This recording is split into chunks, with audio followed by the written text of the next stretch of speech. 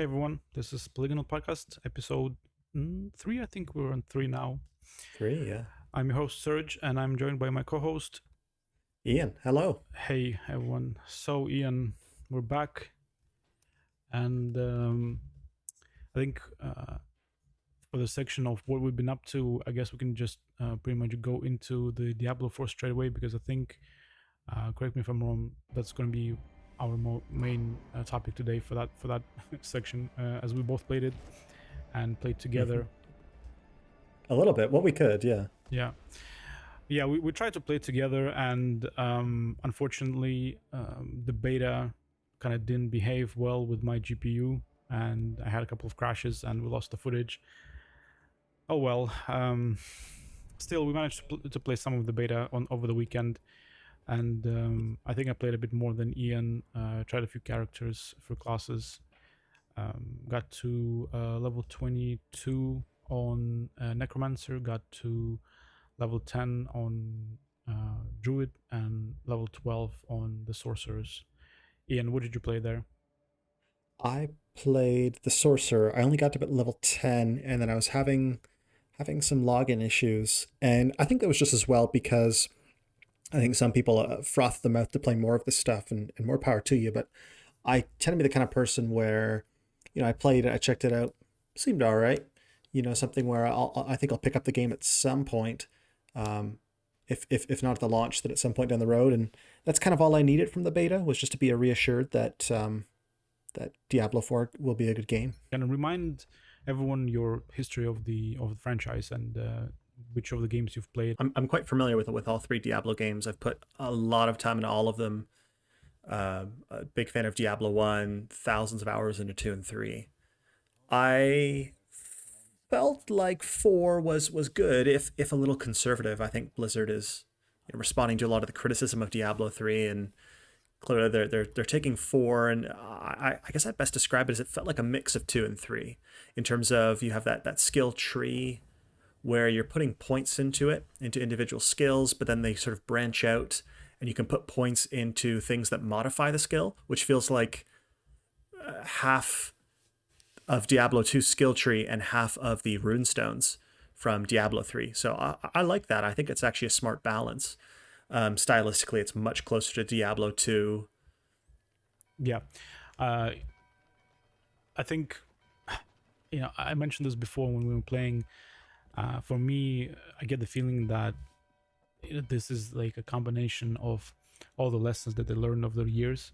You can take each feature separately, and it would fall into one of the two categories. It's either stayed about the same or just had like a few tweaks and upgrades. Like example is the Necromancer class that had minions move to a separate section.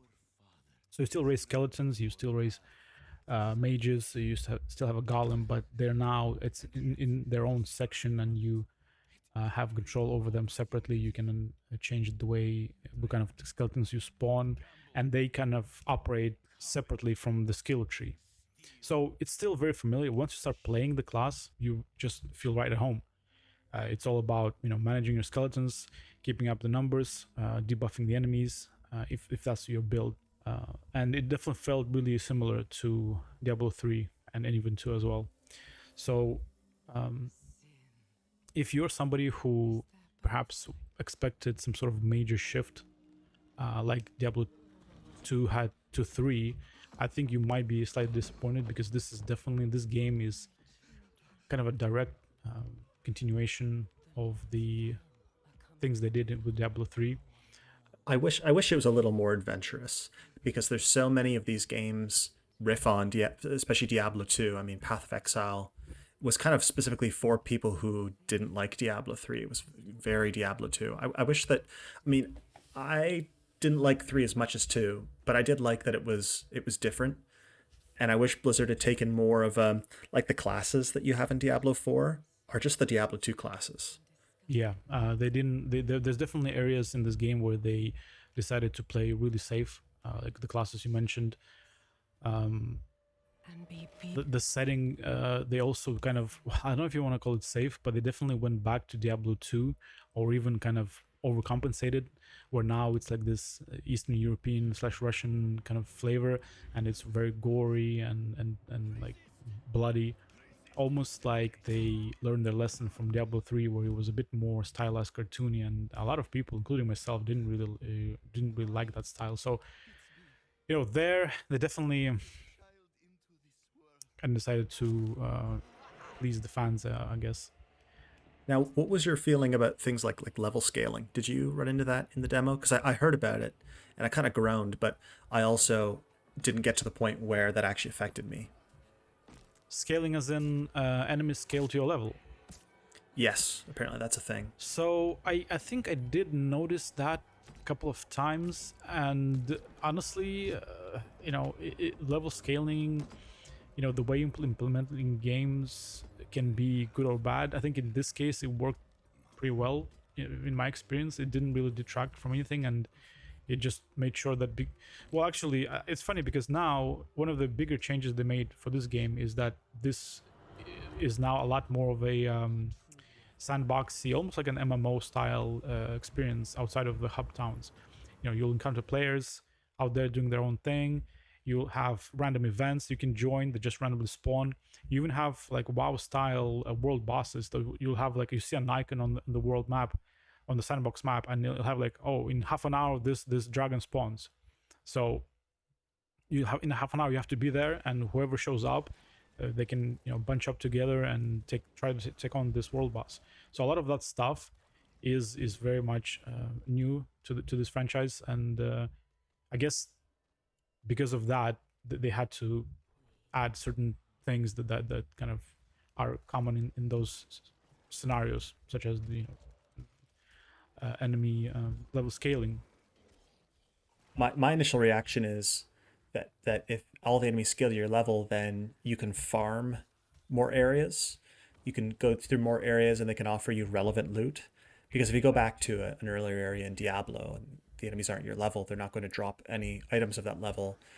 It's not going to be very valuable. If you have level scaling, then theoretically every area becomes at least somewhat viable, which I suppose is exciting. But then it's also hard. Like, so much of Diablo is about that end game, which you're never going to taste in the demo.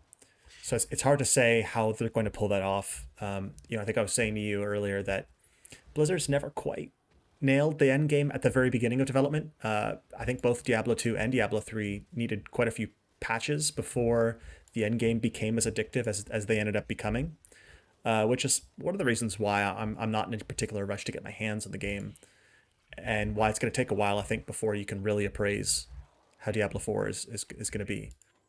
Yeah, it's not something they, even here they're already talking about years of content, so that they're planning for the long game, right? And but if we judge the end game based on even Diablo 3, then I'm optimistic, because I spent quite a lot of time playing the deep end game of Diablo 3, and got my mage, got my sorceress too. I finished multiple seasons of adventure mode, got the best gear that at that time. At some point I was pretty much farming the latest content, the hardest content, on almost on like auto run, where I managed to min max my gear and skills to a point where I had no cooldown and no mana cost for my explosion, and I would just hold the button like a turbo, and my sorcerer would just explode all the time, and it would just run as fast as possible, and only stop if there's something like ancient item drops or something. Nice. Yeah, so I did enjoy that. It's definitely like, if you compare the start of the game, the very start, and then where my character ended up like years later, it's a completely different world. So Diablo was always good at having really fun and different end game. When you finish the story, it almost, a lot of developers and games claim like, oh, the real game starts with at the end, but only a few can actually say that they achieved that, and I think Diablo is definitely one of them. Even back in Diablo 2 times, I remember having a lot of fun just after the end of the story, playing online with people and leveling my druid and just running dungeons, even back then when they didn't have the adventure mode. So I'm optimistic. Did you play the Diablo Resurrected, the remaster version that came Yeah, I out? did play that. I finished that. And I think actually it's funny with that game, I had a very similar issue that I had. I actually talked about it, I think, on maybe episode 0 or 1, where the same issue I had with the Demon Souls remaster, where it was so similar to the Diablo 2 that at some point I was like, just started recognizing, certain corners, certain areas of the map, certain enemies, and I just finished the story. Did maybe a couple of dungeons past that, and kind of gave up at that point. Also, one of the reasons was that I knew the Diablo 4 is coming soon, so I just didn't see the reason to continue playing it. And in fact, it's funny right now if you think about it. Blizzard is running the most Diablo games they ever did, almost like too many. If you think about it, they have Diablo 2 Resurrected, Diablo 3, soon Diablo 4, and the mobile, right? Diablo was Immortal. Like, that's a lot of Diablo games. Yeah. Like, I feel like, do you think people would want to play, let's say, if we compare Diablo 3 and 4, like, would you want to play 3 if there's 4 out? Or even, like, play 2 when there's 4? I don't know. I feel like I love two so much. I think it still holds value. I mean, I think they're all slightly different games, and it's up to people's preference. I'm sure there are people who love three, and it'll be hard to tear them away from three. yeah, I guess.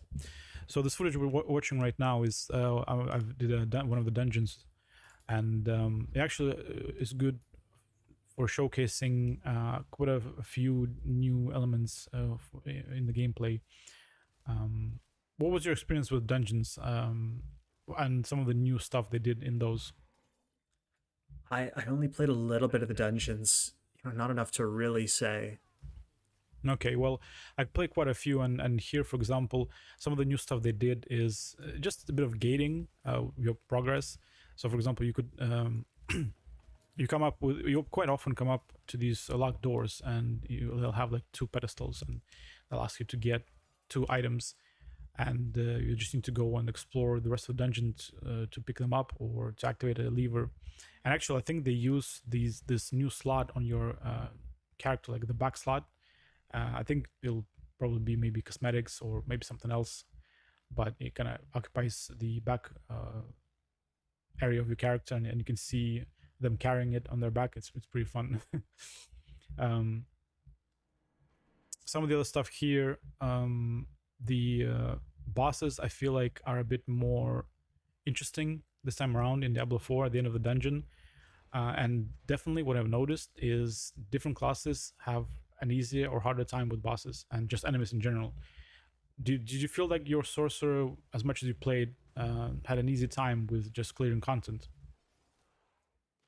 I thought it was fine, but then I was also playing on the slightly harder difficulty. So at any time the game might have jumped up or down, I figure that's because I'm technically playing in the hard mode. Right, but even then, it was not hard for your sorcerer, right? No, I wouldn't say so. Yeah.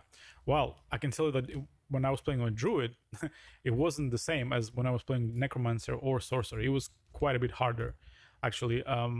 I think probably by the end of the game, with better gear and more skills and better skill allocation, I would probably be fine.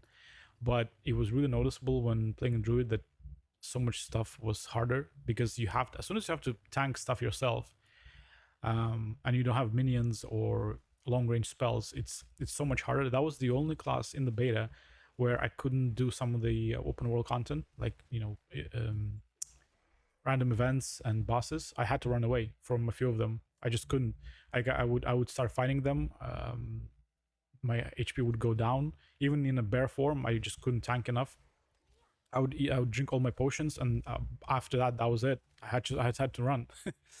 um, Mhm. yeah. So, but yeah, I think dungeons overall kind of this is another case of they've added some tweaks, some upgrades, but at the end of the day, they're pretty similar still. Um, Tons of enemies to kill, get to the end of a dungeon, fight a boss, potentially get some nice loot, and you're done. Um, some of the other stuff, though, in towns and in the sandboxes, they do have a bit more quest stuff there. In town, I got to do a few quests where you have to follow the NPCs to a place. They would maybe do an exorcism, then something goes wrong, you have to fight. There were quite a few fetch quests as well. Again, MMO style, which I didn't mind. I think obviously this game will need a lot of content, and that's a good way of doing that to kind of differentiate from other stuff you do. Some of the other stuff you can find in sandboxes are just like letters or random stuff that you can pick up on the map, and that would start the quest as well. And of course, there's like unique enemies, classic Diablo style. Like you just run around killing enemies, and then suddenly there's like a really unique enemy with like a unique name, and it's harder, and he'll drop like full loot. So all of that stuff is still there, and I think because of that, this game, will probably be liked by pretty much all Diablo fans. Did you feel like the world was properly randomized enough? I didn't play enough of it to make sure, but I'm being really disappointed with the dungeons. The initial dungeons in Diablo 3, this is before they added rifts and things like that. And the levels felt more bespoke. The things you're talking about were these scripted events would kind of happen semi-randomly. But at the same time, the dungeons, their layouts felt a lot more restrictive, and they didn't sprawl out in all kinds of different ways like they could in Diablo 2. They felt like just slight variations of each other. Do you feel like there's enough in the Diablo 4 dungeons where you could run through that dungeon 10 times and it would still feel fresh? I actually don't think they rely on that. I think they shifted their perspective for this kind of stuff, mostly because they actually expect you to spend a bit more time in the sandboxes, right? Like doing those random events, doing the world bosses. So I think in that way, they thought that maybe they can get away with having these dungeons. Well, first of all, I don't think they're even like randomly generated anymore, right? So these particular dungeons you can find on the map, I actually ran a few of them more than once, and I want to say, man, I actually don't know. I think they're not random generated. And even if they aren't, to be honest, I think I'm fine with that. I think between them, random events, world bosses, and potentially other stuff you'll get and beyond the game, I don't think it's going to be too noticeable. So I think I'm okay with that. We'll see how it goes once the game is out and once we get to the end game. At the same time, I don't think that they'll not do adventure mode again, right? So I think once that gets added to the game, that's going to be where you'll be spending most of your time getting like the best loot and stuff. So I don't think it's going to be a concern, to be honest. Okay. Yeah. Actually, and also another thing, a cool thing about these dungeons is that each dungeon, or most of them, have a skill enchantment reward at the end for different classes. So, for example, this dungeon, at the end, maybe once you kill this boss, you get like a barbarian skill that you can put on a weapon. It's one of the newer systems they have. You can enhance your weapons with these skills separately. And you can, if you find a weapon that has a skill, you can extract it from there and put on a different weapon. And so that's cool. Yeah, so some of these dungeons will have that as a reward, and you can even see that on the sandbox map. If you hover over the dungeon, it'll say, well, this and that, this dungeon, and then it'll show you the actual skill you get at the end if you beat it. Diablo 2 had a little bit of that, where the best items at the end game, these rune words, they could sometimes have things like +2 to teleport, and if you were any class could wield it, and now you had access to a sorcerer skill. Yeah. So it sounds like they're introducing that stuff much earlier. You don't have to be at the absolute top of the game to have fun with other classes' skills. Yeah. Okay, cool. I think the only other thing I'd like to mention before we move on is, they have character customization now, and people will say that this is the best that ever was in Diablo, and they're factually correct. This is the most customization that you would ever see in Diablo, but at the same time, it's still not without its flaws. I think there's a lot of things that they did here. Well, not a lot, but a couple of things they did that kind of rubbed me the wrong way. I would like to have played the druid class, but the options for customizations weren't amazing. kind of didn't really want to play a chubby druid, so it wasn't really an option for me. And some of the other stuff I noticed, I was telling you before, you have this new art style, which is kind of gory and grim. There's bodies, limbs, blood, but then at the same time you stop and look, and then every body is like covered. So it's really kind of takes you out sometimes. It's not a big deal, but you kind of notice that. But to be honest, the customization for me was a big deal. If they want to be inclusive, fair enough, be inclusive, but then include everything that people might want to play as, or the body type, for example. I don't think it's hard to have, if you have someone bigger, then have someone who's smaller, and maybe something in the middle, and that's it. You don't need to have super in-depth customization, but maybe just enough so to not kind of annoy some of the people. I don't know. All right, cool. Anything else you want to add to this? No, I think that's all. Cool. All right. Yeah, I'll be playing that. I'll have a lot more to say once it's out and I finish the story. I'm pretty sure I'll be playing this for years, so we'll be coming back to this from time to time, and with updates and potential expansions. All right, cool. I think that's pretty much it for what we've been up to, Ian. Unless you have something else before we go to the news. Oh, what that I've been playing? Yeah. What I've been playing. I feel like I've been playing a lot lately. All right. I played through the expansion packs for Fear. Oh. Did I mention that? Nice. That Fear 1. Fear 1, yeah. I hadn't played those. I'd played the base game a few times over the past many years. Excellent game. Every time I play it, it feels like a next generation experience, despite the age of the game. Yeah, it's great. There's just a lot going on there that you don't see in many games these days, for I'm sure a lot of different reasons. And the expansion packs they're fine. They're not particularly great. I don't think they're made by the original developers. No, but... and then also they kind of retcon, like they're not even canon. Well, yeah, I never paid much attention to the story anyway, but actually the story, I actually enjoyed it, to be honest. Like, oh yeah, it was it actually did pretty good job at having a spooky, scary, maybe not scary, but unnerving, spooky kind of story, where it wasn't just a corridor shooter. It had certain, like, some of them were a bit, jumping out of the closet moments, but they were effective enough. When what's her name? Yeah. When she appears before you, when you start Alma, yeah. Alma, when you start having hallucinations.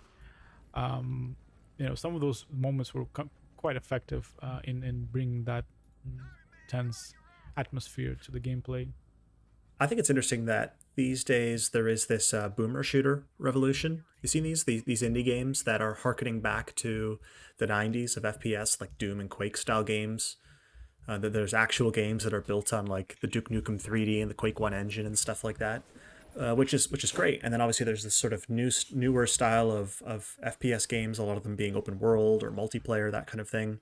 But nobody's really making those kinds of I guess early 2000s style FPS games, like the Half-Lifes and the Fears, the Doom 3s of the world, that kind of thing. Yeah. So weirdly enough, this Fear's become a bit of a time capsule. Maybe one of the defining moments of that era of shooter. I think gaming and gaming industry is often like fashion, right? Sometimes things come back just for whatever reason, really. And maybe what you're saying is true here as well, where some of this style of FPSs are coming back, and I'm all for it, really. If we get something like Fear again from an indie developer or AAA, yeah, I'm up for it. Fashion's a good analogy. Yeah, things come and go. Sometimes things move. Things are circular. Yeah, all these demakes and kind of making games maybe not in the exact way, like exact like gameplay, but exact style for sure. You see FPS is done in PS1 style, some other games as well. it's interesting. Mhm. All right. Well, So those are the big ones. okay, Those are the cool, big ones that I've been playing. cool. Are you planning to? Are you gonna play 2 and 3 as well? I started the DLC for 2 because I'd heard that actually the 2 DLC fixes a bunch of the problems that people had with the base game because Fear 2 was a big disappointment for me when it came out. And I think I really briefly tried Fear 3, a long time ago, and I was like, yeah, this is definitely not for me. I've heard the co-op campaign is better, but then I also still haven't heard great things. So we'll see. We'll see if I get to them. Yeah, I think I just soloed all those games, and I played all 3. It's definitely a franchise that goes downhill from the start. It's a The shame. I don't even think the original developers made Fear 3. No, yeah, I think they only ever made Fear 1, and as you go along. 2 as well, I think. Oh, did they? Okay, yeah. Yes, but still, even then, Fear 1 is the best, then Fear 2, and then by the time you get to Fear 3, it's not really the same anymore. Yeah. Yeah. All right, cool. Let's get to the news then.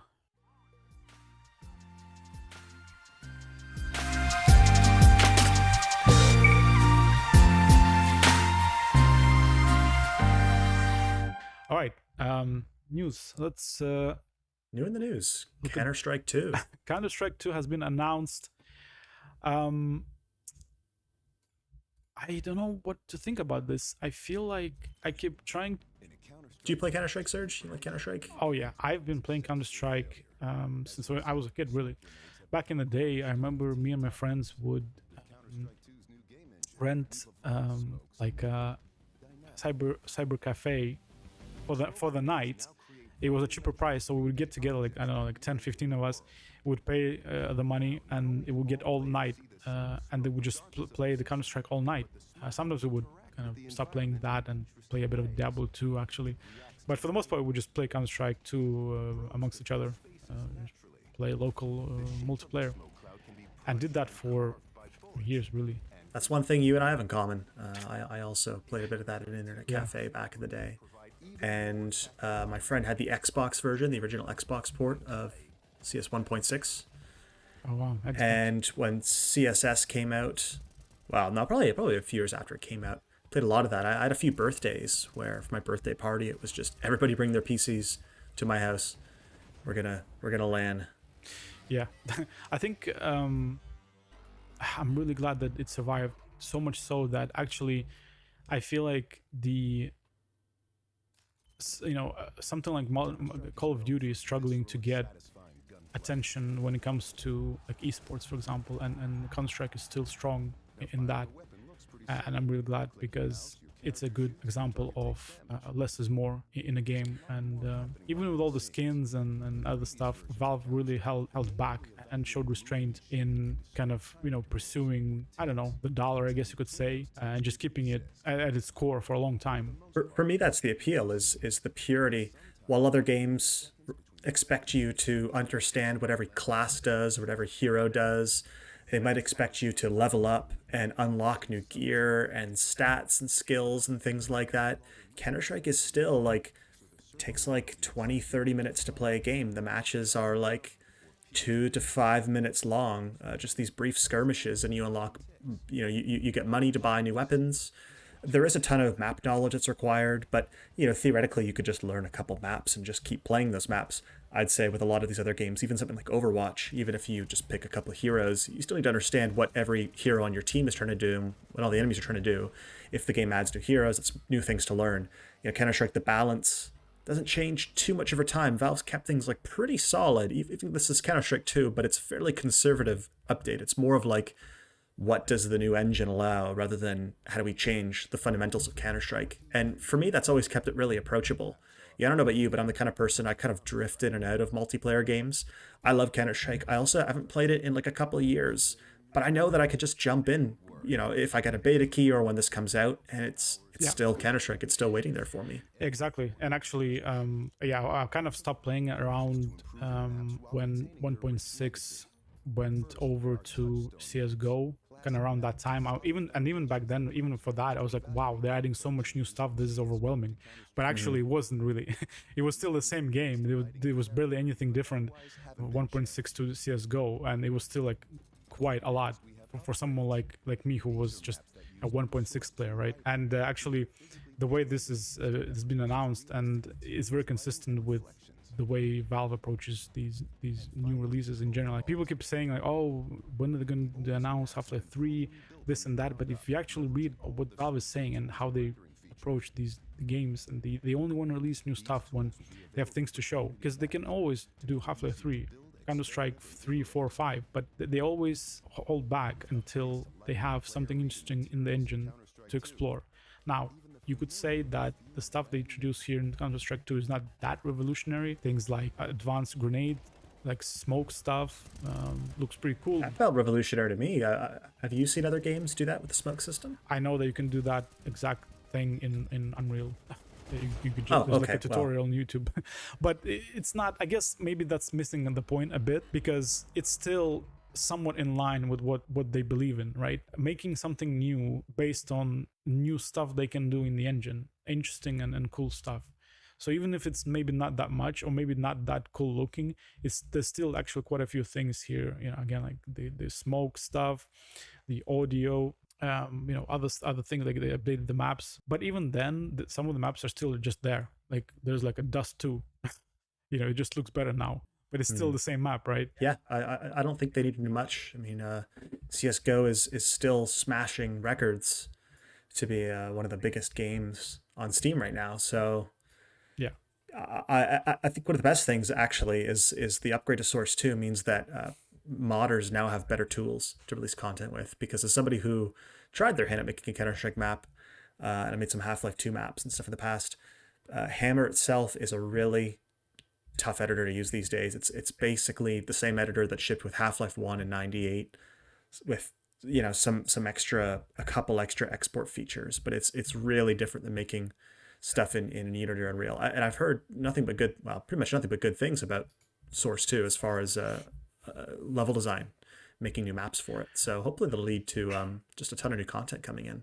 Yeah, that is exciting. And in fact, they are releasing the Source 2 tools, I guess, along with Counter-Strike 2. So if you're somebody who would like to make maps for Counter-Strike, actually, I would say there's a really good practice of making maps and getting into level design. The gameplay of Counter-Strike is really understandable, right? You have terrorists, you have counter-terrorists.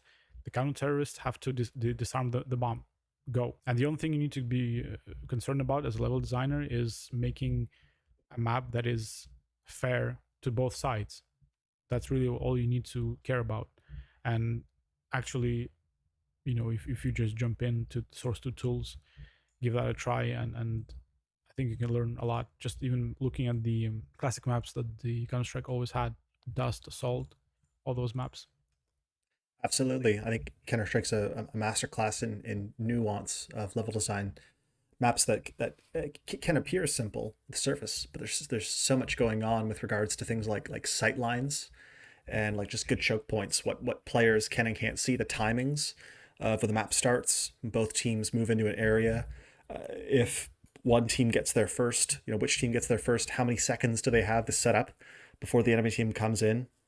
There's a lot going on there that is surprisingly difficult to master.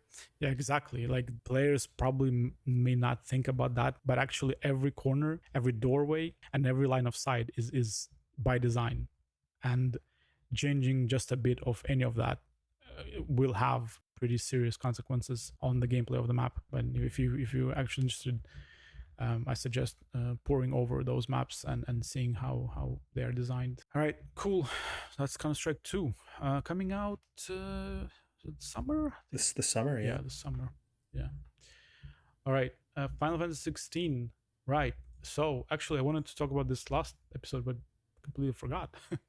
Final Fantasy 16 has been Square Enix has been showing a bunch of stuff for Final Fantasy 16, and just recently they flew in a few, I guess, influencers, YouTubers, and press, and showed them off a section of the game. And I don't know. I feel like I'm still on the fence about this game. I'm gonna play it 100%, but there's a few things that I'm still a bit worried about. Mostly the gameplay. When they announced that they have the combat designer, the combat director from Devil May Cry joining this team, and then they showed off the combat, it really looked like a Devil May Cry game. But then at the same time, that same person was also working on Dragon's Dogma. So once I started thinking about this game as maybe being more in line with Dragon's Dogma than Devil May Cry, then actually it started to make a bit more sense to me how this could be a bit more appropriate for Final Fantasy 16. I think, well, I believe the Final Fantasy teams, plural, have said over the years that one of the toughest things that they run into every time they make a new one is they have to ask themselves, what is a Final Fantasy game? What is Final Fantasy when you can change the combat system, when you can change the setting, the characters, the graphical style, everything, basically each time. And I don't think I've ever heard a concrete answer from Square Enix, and I've kind of been asking myself that as well as we're looking at FF16 content, because the first thing I thought when I saw it was this isn't Final Fantasy. But the more I've seen of it, I'm thinking a little more about it. I haven't seen all of the latest new stuff, but one thing I like is that we've been seeing more of the quieter moments of the game. We've been seeing less of this. I mean, the early trailers were showing so much of this giant scale war going on, like real Lord of the Rings. Hundreds of people, like Dynasty Warriors proper stuff, and your character just massacring everything in his path. So bombastic. Yeah, a lot of the early footage showed the angry Clive by himself, like just being really angry in these gray environments, gray castles, really like stuff that doesn't really look like Final Fantasy at all. Things, but now, well, I mean, yeah, like, and actually, the footage we're looking at now will have Clive at some point turning into like an icon, like a summon, and then having this summon fight, like almost like a wrestling match with the other summon. So they're gonna go all out on this kind of summon based theming, which actually reminds me a lot of Final Fantasy 14. I mean, Yoshida is the producer here as well. I like now that we're seeing more of the other characters. We're seeing this dog that follows you around. We're seeing more lush, vibrant, interesting landscapes, less of like the traditional castles, and more places that I want to explore. And to me, Final Fantasy is a few different things, but one of them is it's a real adventure. It's you and your friends going off to different places, to fantastical worlds, and having a fun time too. Like Final Fantasy has never been one to shy away from like darker themes, darker subjects, darker setting, but it was never necessarily people screaming and blood and swearing. At the end of the day, it was still an adventure that you had fun with, and I want to see a little more of that with this. Right, yeah, exactly. And that's what I was missing as well. And funny you mentioned your friends, adventuring with your friends and companions. Did you notice that this might be the first Final Fantasy where you might not have a full party? This is just Clive and his dog.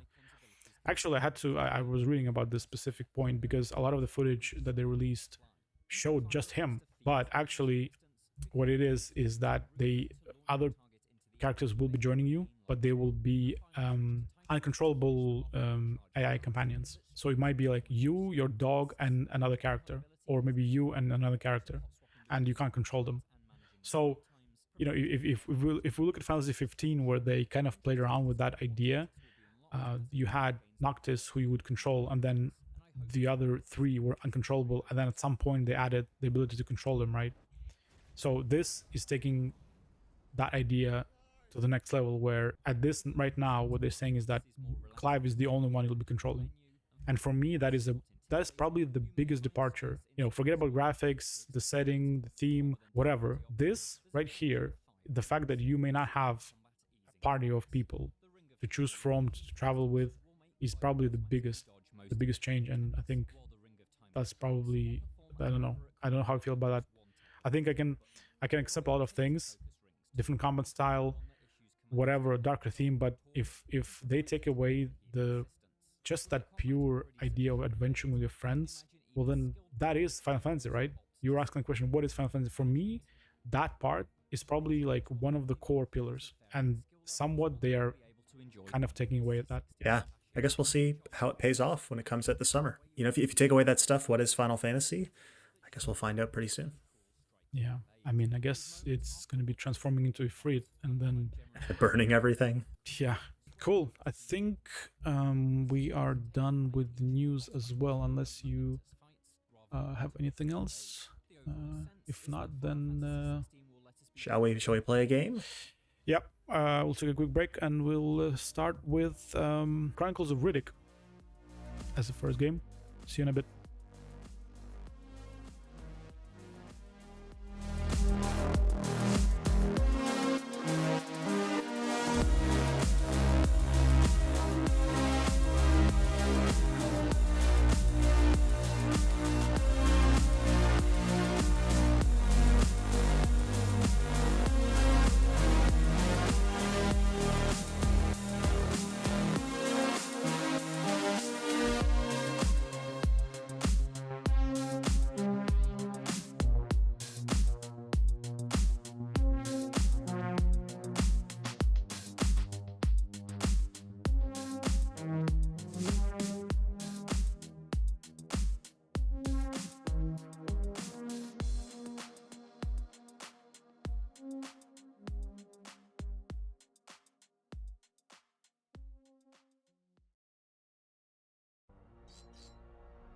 All right, welcome to Chronicles of Riddick.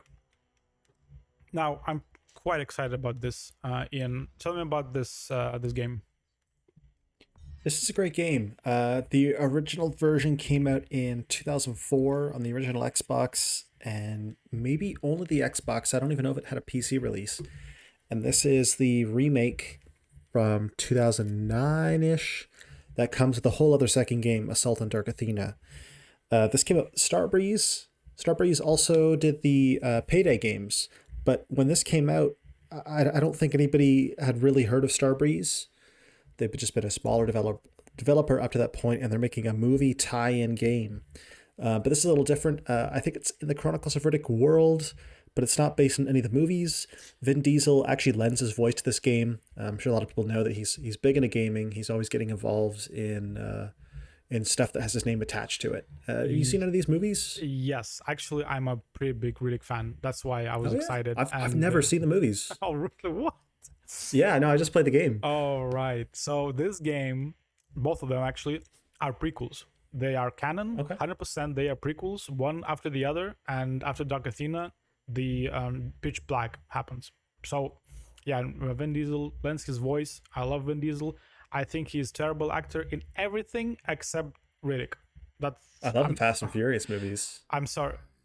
Fair enough, but for me personally, this body of work he did is probably my only favorite from him. I guess Fast and Furious is okay, but anything else he does is god awful. I'll be honest. And actually, that also extends to games. What about Triple X? I love Triple X. Have you seen the Fast and Furious games that he actually voiced as well? Those are I haven't. Terrible, god awful. Have you seen Wheelman? I'm not sure. Did you play Wheelman? It's a GTA style game from Midway. He voices the main character of. Okay, maybe I guess if he just lends his voice to something else. It's pretty all right. But yeah, I don't know. Well, anyway, this game, I've known about this game for many years. I've never played it. I always wanted to play it, so I was quite excited when you suggested to play this game. And whenever someone brings up a good examples of movie-based games, this game, this is one of the ones. Yeah, this is up with GoldenEye. Yeah, this is the one that comes up every time. Escape from Butcher Bay. I can mention this. When you said Dark Athena, I was like, wait a second, shouldn't we be playing the Escape from Butcher Bay? But of course, this has both Includes of them. Yeah, as a remaster of the first game as well. Funny thing is, I don't even think I've played the Assault on Dark Athena yet. I think I played this one about 10 years ago or so, right? Which is not the sequel. So maybe this will get me back in the mood. Cool. Yeah. So I've kind of got ready to record this and installed the game and launched it for a sec, and almost immediately I was talking to you about this just today. There was something that really impressed me straight away at the start, and I'll talk about it once we get there. But let's get this going. Right. So this has 2 games, but obviously won't have time for Dark Athena. This will be Escape from Butcher Bay playthrough. So I guess you mentioned that you haven't actually played Assault on Dark Athena, right? So you wouldn't know if there's any, how do the 2 compare to each other? No, I don't know. Okay, well let's go for the Butcher Bay. I really like this menu, by the way. It's a cool menu. And actually, I was gonna say this game is, well, this re-release is from 2009-10, right? And it's a pretty good. Well, actually, I don't know if are we gonna call it port. I guess it's unclear. Yeah. Unclear if this was released first on consoles or not. But it's really like serviceable even today. I was able to set it to 4K, and it has pretty extensive graphic options, and it behaves. So I was impressed. I'll be playing on hard. I always choose hardest.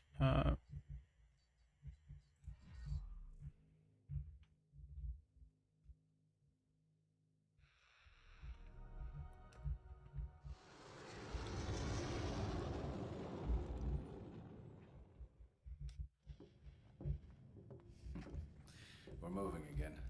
They just transmitted a safe route through the minefield. That minefield's offering better odds than you're gonna get taking me to Butcher Bay. You think Hoxie's memory is that short?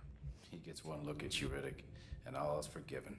And I bank your bounty plus 50. Plus 50? Now come on, Johns. Greed is an ugly thing. You're in no position to negotiate, Riddick.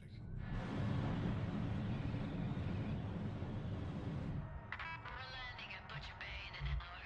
Buckle up. Turbulence from an incoming sandstorm is expected. Hang on till we're through it. Oh yeah, I forgot you don't like this part. Statistically, landings are the most dangerous. You got nothing left to live for, Riddick. I do. Now shut up, would you? You're already counting it, aren't you? I said shut up. Your funeral. See, that's why I love Riddick. He's the most badass. He's locked up, but he's the one in control of this conversation. Yes.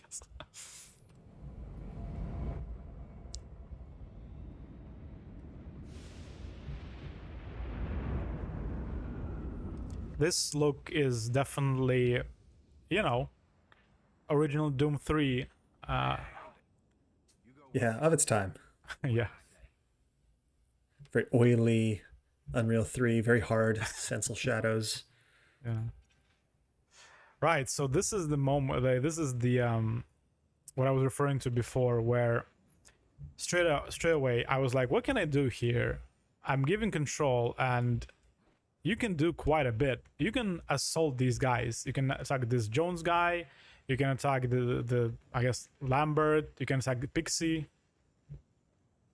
And when I tried to do that before, the Pixie ran away from me, got all the way to the door, and just got shot by, I guess, whatever is there, turrets or a guard. The Pixie. And if I do that, also Johns starts attacking me and kills me. And this just kind of, when this happened, it was so unexpected to me, because playing this in 2023, I was talking to you before about this, you would expect developers nowadays would just take away your control or wouldn't let you attack and just kind of force you to go through this initial intro scene without the ability to fight, right? And that would be the easiest way. But instead, this game actually allows you to do all of this. Of course, you get shot almost straight away, and then it's game over. And I feel like nowadays, a lot of developers don't really want to, I don't know, maybe inconvenience players or even just shock them with such freedom. But in fact, you can actually have quite a bit of fun just at the start of this game, which immediately I appreciate. I think these days most developers seem to want players to play along, right? That you're supposed to believe in the narrative, that you're supposed to do what the game wants you to do at this point, so they're going to lock you up and not let you. Yeah, that's fun. I like that. I like that the game is sort of letting you play around a little bit and saying, you have your controls, but really you are you have no choice but to play along. You can try anything you want, but it's not going to work here. Exactly, right? It's that whole philosophical idea behind, do you want to fight the players and force them into playing the way you want, or do you just give them the tools, give them what they have, and just let them, let them explore, let them fail, let them be goofballs. And I think more often than not, this approach that this game took is probably the correct one. Like, I actually believe that. I prefer it, yeah. I don't think anyone's gonna get out there and start complaining, oh my god, they let me punch Pixie, and then he ran there and he got shot and then I died. Like, people will just laugh at this and move on. And I think often nowadays that part of gaming is a bit lost in certain scenarios. All right, let's talk to John's. Don't fucking move. Oh, you have multiple. Yeah, we're badass. Of course we're gonna choose this. Today, Johns, you get fucked. You don't move until I say so. Hey, hold it. You go where I say. Wait, so what if I move? What if I just hide here? Hey, Johns. Now you can't see me. Okay. Hey, Johns. Relax, bro. Relax. Hey, Riddick. Jones has his back at you. Attack him. Oh. Alright.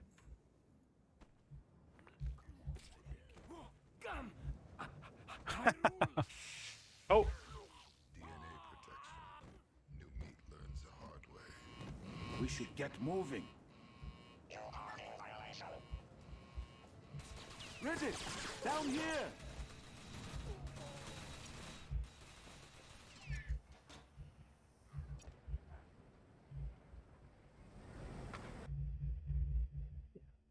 Pack of smokes. Nice. Loss of bliss. Wait, let me see if I can reduce the volume on this. It's kind of blasting. Okay.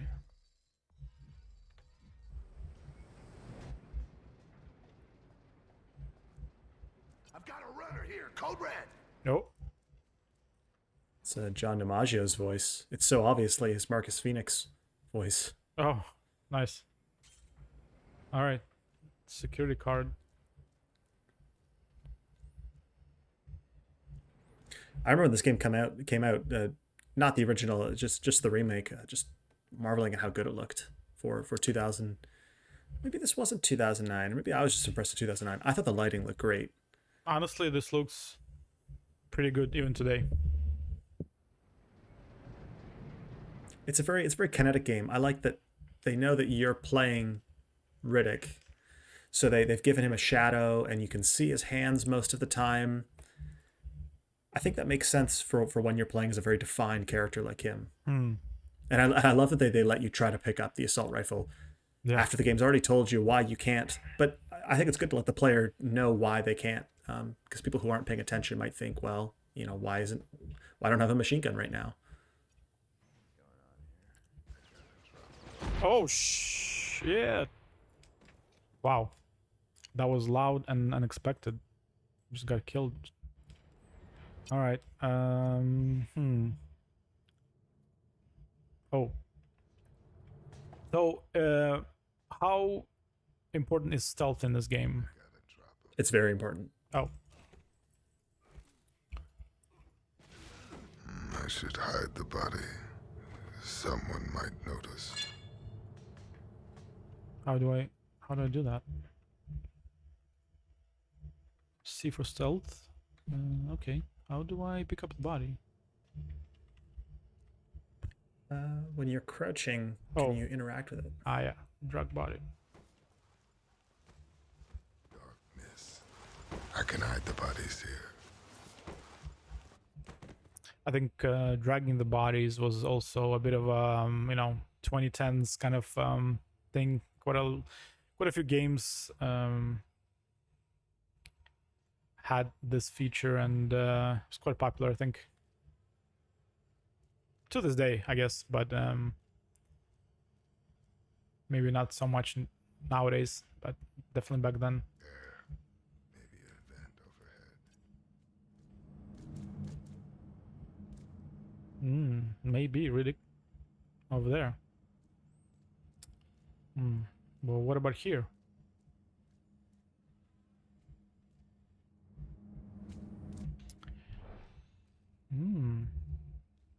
Wait, can I go here? Nice. So I guess naturally the question is, how linear is this game then? Can I expect quite a bit of options in terms of traversal and just approaching objectives from different? Generally, there's one way to approach things, but there is some side quests and some hubs that you'll get to later on. Okay. Nothing expansive.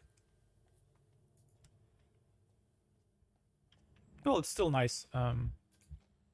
Wait, how do I get back? Ah.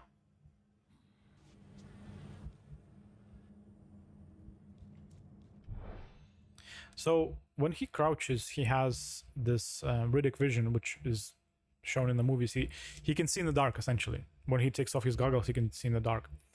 So can I... Do I have to be crouched for this? It's a mechanic they properly explain later. Okay. The game is, if I remember right, I think the game is very intentionally throwing you into the deep end and not explaining a lot of things, which I think is kind of cool. It gives a player a chance to see what they're going to be experiencing throughout the rest of the game. It's a nice way to kick things off with a ton of action, which doesn't usually make a lot of sense if you're going to be escaping a prison. You think that you usually want a bit of a slow burn up to the escape. And this game figures out a way to start with that right away. So, if I had to ask you, how could you describe why this game survived the test of time and, regarded as one of the greats in terms of movie games? Like, what would be your elevator pitch of what made this game good to somebody who's never played it before? I guess me, for example. Well, I am not familiar with the source material. I'm assuming that this matches the tone of the source material. I guess I would say that the game just has a really strong creative direction as far as having some decent writing, having a cool universe, having some really nice melee combat in an FPS, and having some really solid stealth and just some cool ideas. When this game came out, it didn't quite play like a ton of other games. I still think this kind of blend of stealth and melee combat and a bit of gunplay with some adventure aspects is something you don't see too often these days. As you play a little bit, you'll see that even the health system, it isn't completely unique, but it's also just not the kind of thing that you see in many games these days, or too often. And I suppose it's just the surprise of seeing a lot of fairly bold things coming together at once in a way that people didn't expect. People probably didn't have a ton of expectations for this when it came out. So it sounds like the setting is quite a big part of that, from the sounds of it. I think so. Okay. Like I don't know anything. I remember the writing being just decent for this, but I didn't expect it to be decent. I expected it to be, not good. I'm sure you can tell me how good a job this does at nailing the movies. So far the VO is spot on. Of course, it's Vin Diesel himself playing Riddick. So it's exactly as I expect. He sounds exactly like the character from the movies. The melee combat, it actually, in the movies he's not, he's not like, it's not a martial arts movie. That's one of the things I like about those movies. Is like he's there to do the job of whatever he wants to do, and he'll do it very quickly. If he needs to take out a guy, he'll snap his neck or use one of his knives to quickly take him out. He's not going to be like sparring with him and eventually he wins. No, he's going to just do quickly and in a badass way. And for now, the melee is exactly that. It really emulates the movies pretty well, at least from what I've played so far. So I get the impression that Riddick was the perfect kind of franchise to turn into a game. Yeah, and actually, you'll tell me whether or not that's true, but in the movies, I think he uses the guns sometimes, but not unless he really has to. So what I would expect from this game is a lot more melee, and that would kind of continue to the end of the game. Is that the case? Yeah, Is melee viable all the way through? I think so. Against most targets, anyway.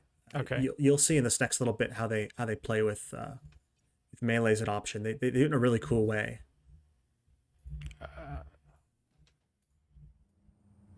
Okay.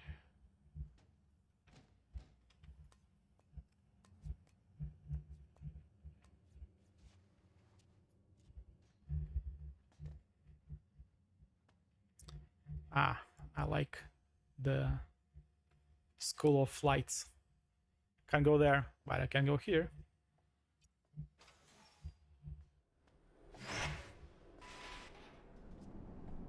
So actually, that room over there, how much, if any, is there backtracking and exploring previous areas? Essential Metroidvania elements. Are there any in this game? I don't remember too many now. Okay.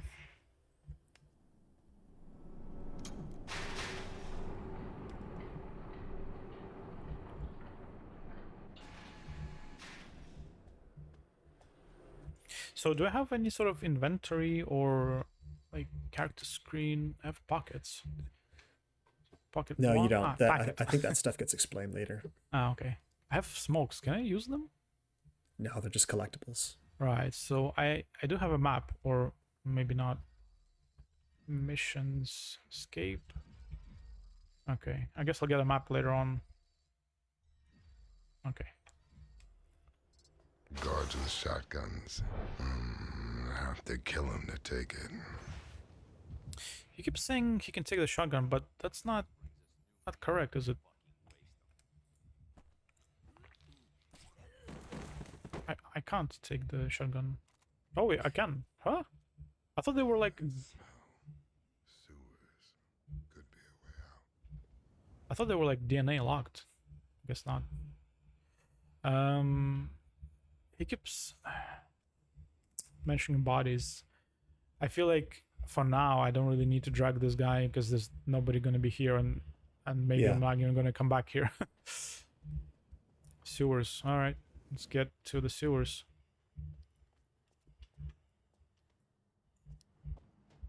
Locked. Not a problem. I'll blast it off. Do I have flashlight? Maybe not. No. You should get your goggles, your night goggles. Oh yeah, wait. Man, actually, that's. I would expect him to never have a problem with night, like darkness. But right now, there really is no way for me to actually see there. Unfortunately. Oh well. Locked. Not a problem. I'll blast Interesting, he loops his line. Yeah. the dark. My favorite. You know, but Diesel has kind of essential delivery. Oh yeah. With the Riddick character. How do I?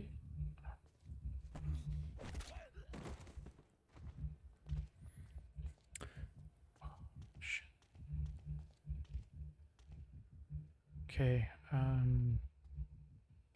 I like how the game plays with FOV. I think when you go from stealth mode Oh, to yeah. not stealth mode, your FOV goes up. You get this kind of fisheye effect. Yeah. I feel like he's gonna see me there. I think I need to use a gun here. Oh wow. Immediately. It's interesting. It's almost like a puzzle game where they give you the time to plan your actions and then you execute them. So I think I played this on normal. I don't remember. I mean, I remember being able to take a few bullets anyway. You're definitely you're not able to take more than a couple bullets in this game, but yeah, hard mode doesn't mess around. Oh. Okay, I think that guy needs to go first. But I like this though. I'm this, the harder difficulty as always delivers because I think maybe I mentioned this before or not, but I always choose the hardest difficulty because I almost never trust games to maintain that level of difficulty throughout. in most games, by the end or even by the middle, you're so overpowered that the enemies don't really match up with you, your skill level and your experience. So getting that hardest difficulty from the start usually helps me to enjoy the game's gameplay a bit longer usually. I seem to remember not that this game necessarily offered like a challenge, but that it stayed compelling with what it's presenting to you the whole way through, so that you could definitely enjoy this on normal.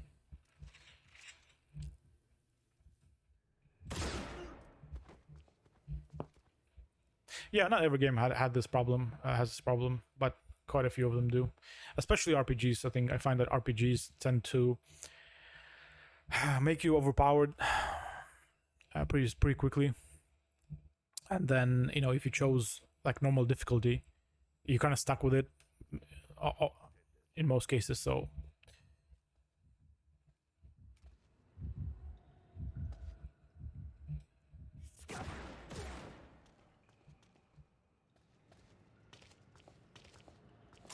Rise and shine, Riddick.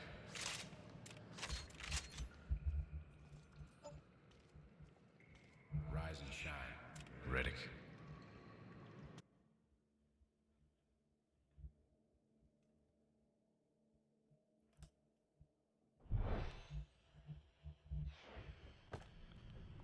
oh, what? That was a dream. Rise and shine, Riddick. Come on, I'll act like you're asleep. It's time for you to earn me some money. You might want to be careful with that, Johns. You could hurt somebody. Butcher Bay. You know, you always take me to the nicest places, Johns. I heard the food's good as well. Can't say I'm gonna miss you, Riddick. Then don't. Up, Johns. Looks like that memory's still intact. He don't look all that happy to see you. My Hoxie's a businessman. Now play nice so we can get this over with quickly. It's already over, Johns. Secure your weapon, Johns. Good to see you too, Warden. So the famous Mr. Riddick. The Hawks. Finally come to stay, eh? Well, as of this moment, Butcher Bay owns your ass. I on your ass. He's all yours once I sign him over, Hoxie. You're not gonna be a problem, are you, Riddick? Because my boys and I like solving problems. John said you were ugly up close. For the first time, I gotta agree with him. Nice try. I do what I can. Already trying to get under my skin, Riddick. Be easier if I had something sharp. Bounty plus 50 on Riddick. Right, Hoxie? I think Riddick about covers what you owe me, Johns. There's plenty other slams I can take Riddick to if you can't afford them. All right. Perhaps we can come to a number, but don't push it, Johns. Extra no, Riddick stays at Butcher Bay. Period. Full stop. Let's get it processed. Yes, sir. Johns, better luck next time.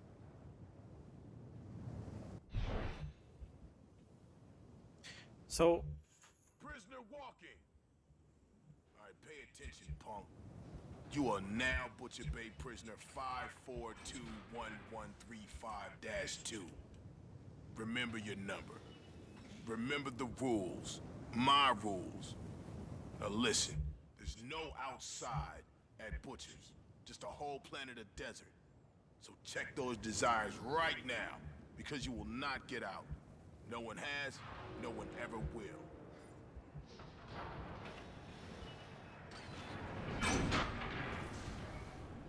So I'm not controlling the character right now, they're just working for me, but I can look around. Okay. Close the gate. No physical contact with other inmates whatsoever. No contraband of any kind. Don't ask what's contraband. I define it day by day.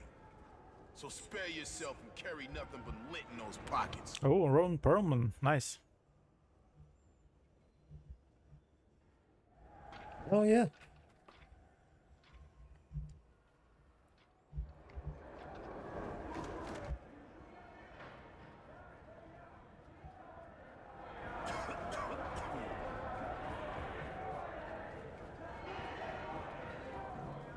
So that initial sequence, was that literally just a dream, or is there some Just a kind dream. of deeper meaning Yeah, to that? just a dream sequence, really. Right.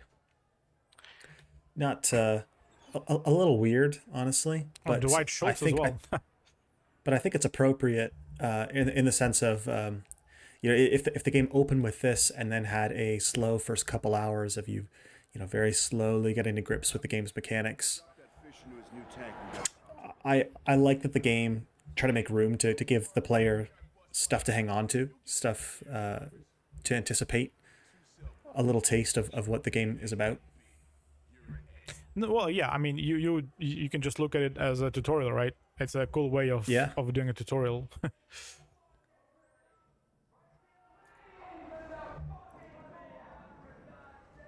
Or you can even say like a taste of the environments, so that when you find yourself back there again, you know where to go, and Fuck back to your cell, Jack. Riddick, I'm Barber. Come talk to me after delousing, okay? This is your home. It's time for us to delouse your filthy ass. Don't breathe.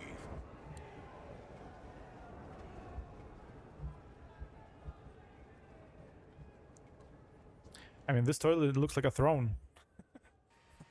I'm the king of the cell. Oh god.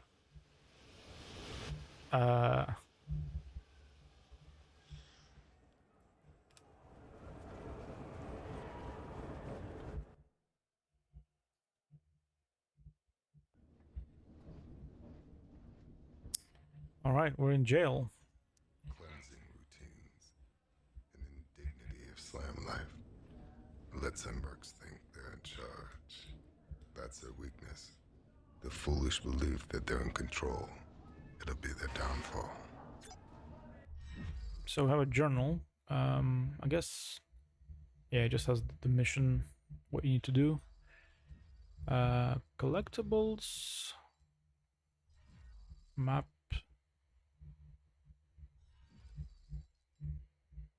UD money. Okay.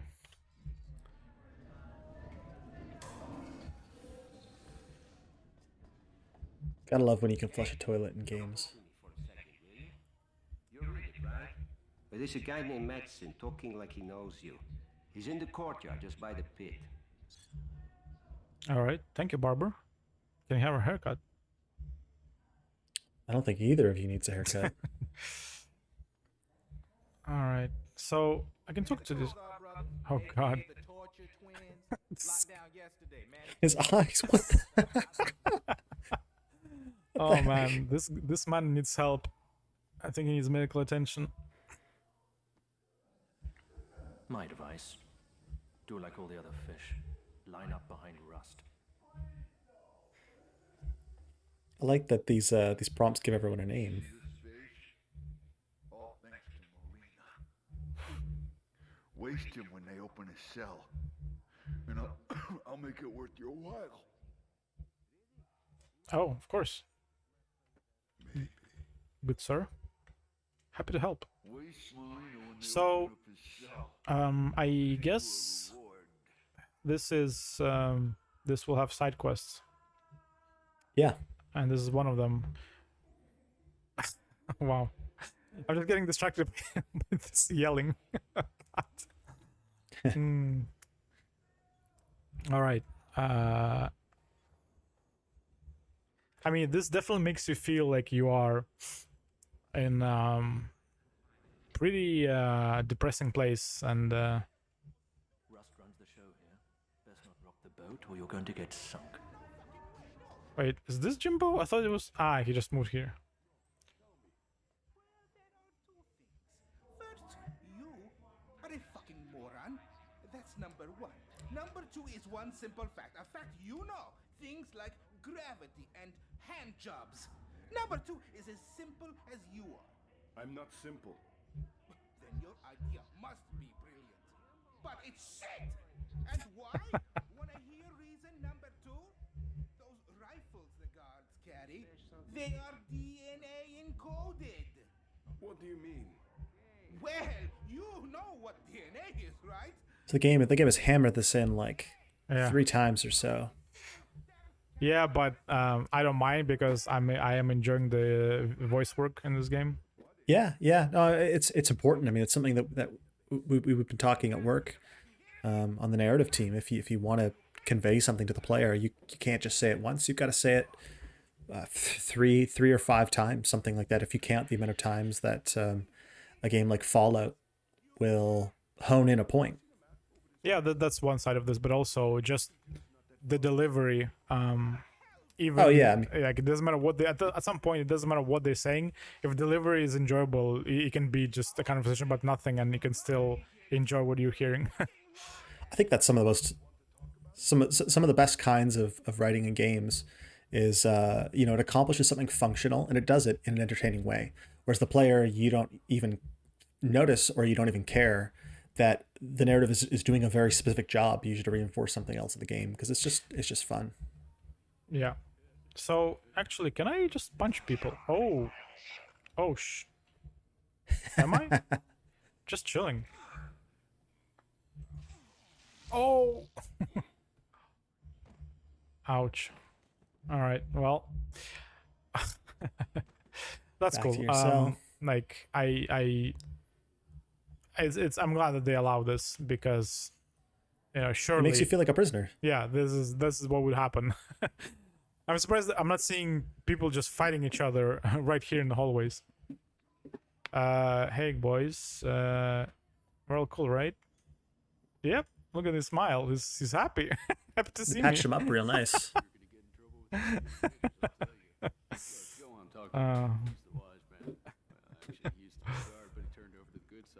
I mean, that would be the next level, right? Like if he recognized that I was just fighting him and he'd be like, I don't want to talk to you. I would be very impressed. You should see Haley. He can help you out. Oh man, there's so many people that are like useful to me. Haley and Like I said, go talk to Haley. You can find him in the courtyard. I think all of these people are on drugs. Serge, let's see if you can get to some meaty gameplay in the next 25 minutes or so. I'm sure I will. All right, so where's the Haley? I knew you'd come eventually. Listen, Riddick. Rust pulls all the strings in this block. Personally, I don't much care for that. He's a thorn on my side. You want my help, Riddick? Remove the thorn. Get Rust. All right, so where is Rust? The pit looks like a way out. What's wrong with this guy?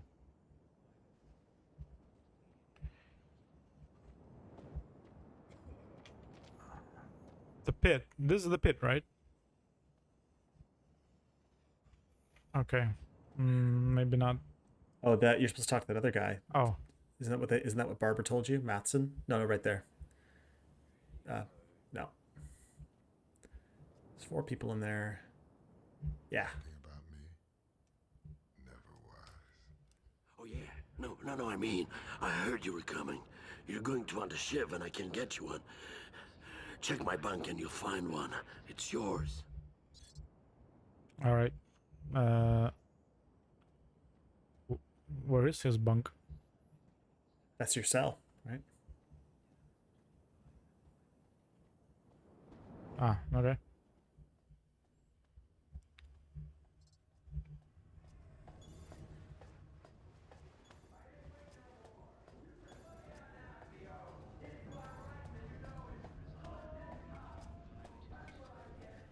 Oh, it's his bunk. Yeah. I read that as your bunk. Where is his bunk? Where is his bunk? Well, it'll have to be one of the open cells, I guess, because there's nowhere else to go.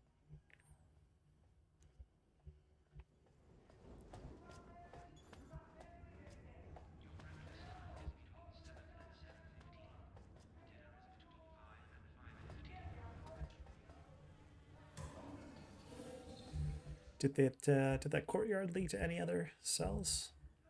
Ah, wait, there's something here. Rust bid you welcome to Butcher Bay. Oh.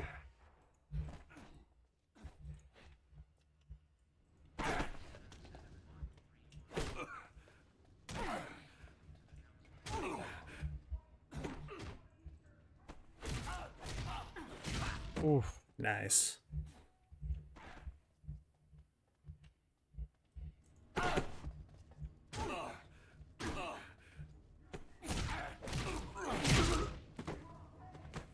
There you go.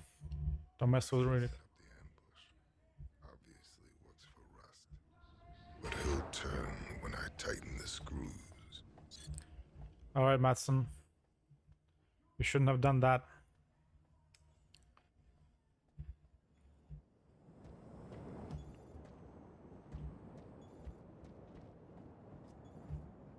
Hey, let me explain.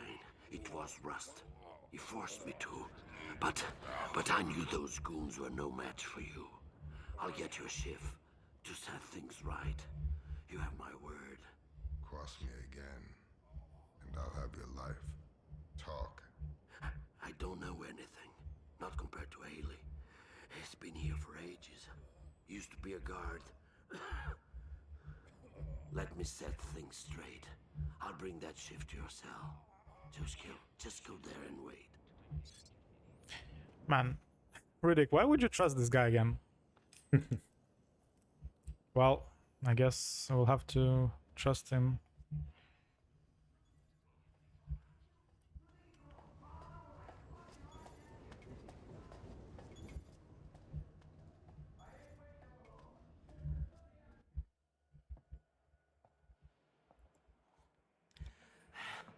I got the shift you wanted, Riddick. What in the F you think you're doing, Matson? You dealing without my approval? He's wearing a beanie. Oh god. Blade, you come to me. I said, you're in my cell. What? Wrong. All these cells belong to the Achilleans, including this BMF. one. You ain't paid me for that shank, so it ain't yours. Come take it. You got a hearing problem. I said everything I see belongs to me. See this? It belongs to me. Release him, Riddick. Rust is mine, and I will personally bring hell down on you if you don't let him go.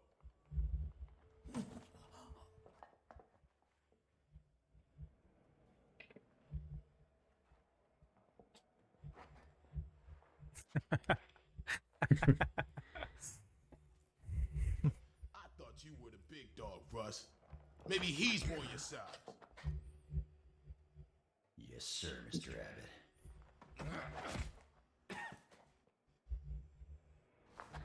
You are Oh. with the natural order of things, Riddick.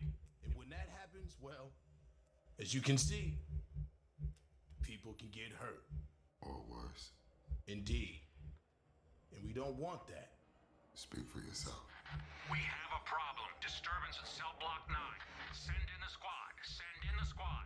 This better not be one of your Keelan boys. Abbott here. Responding to cell block 9.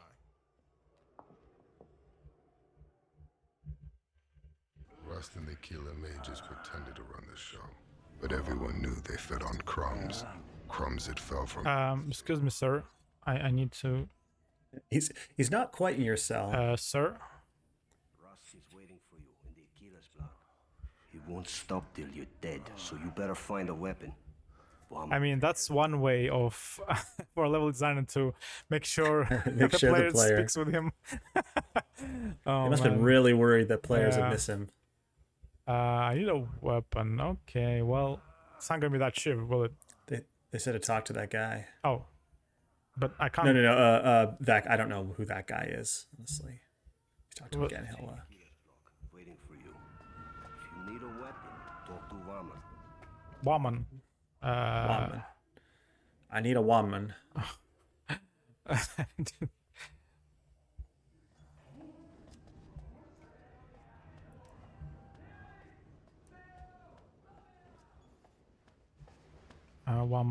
Woman.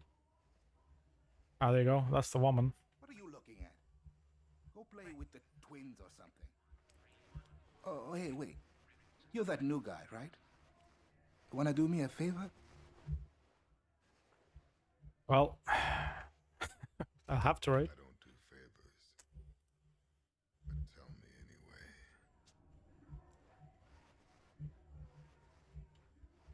Listen, the moment Molina's lockdown expires, I want to see him dead. Dead and killed.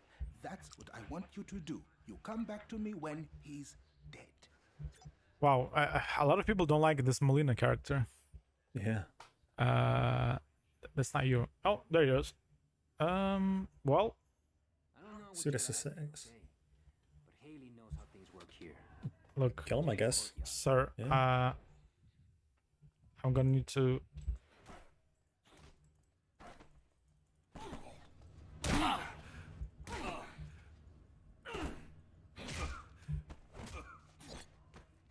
There you go. I mean, he was right there. You could have done it yourself. You aren't getting any results that way. Sir. A stair cruncher double plus. That Rust will kill you unless you join him. No, I don't think so. Jimbo. Shall I tell you what that bastard Molina did to me? Nah. It's so much I don't even know where to start. Nah, I'm good. But this is for you. Thanks. Wait a second. I didn't need smokes. I need a weapon. Ah, there you go. Actually, there was another person that wasn't happy with Molina. Let's see if he gives me something. Thanks for wasting Molina. There you go. This is for you. Oh, just a piece of paper.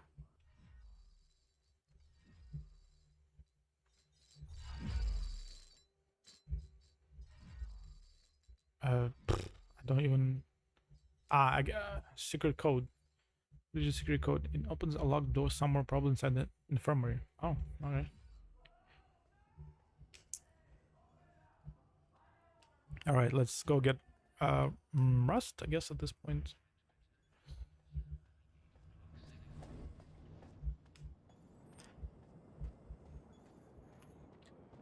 You got your weapon?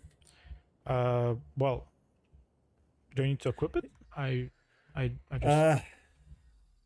No. Well, there might be a button for a quick select wheel. Could be wrong. Oh.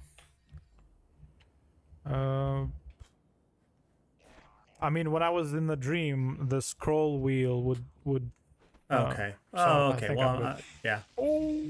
Oh, just, my God. Just for swinging your fists in the air. Oh, is that for that? Yeah. Oh wow! I thought it was just like I couldn't go there. Oh man. Yeah, you when. Sorry, Madsen. Yeah, why is he? Why is he here? Like he's limped out. Yes, he was there. Now he's here. Next month he'll be in his cell. Okay. Okay, I shouldn't swing my fists then. They are weapons, so. Wow, people are not having a good time here.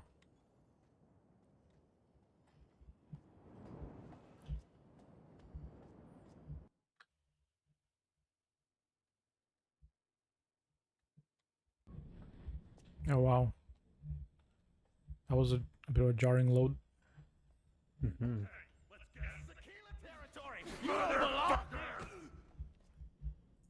He's here. He's here. Oh.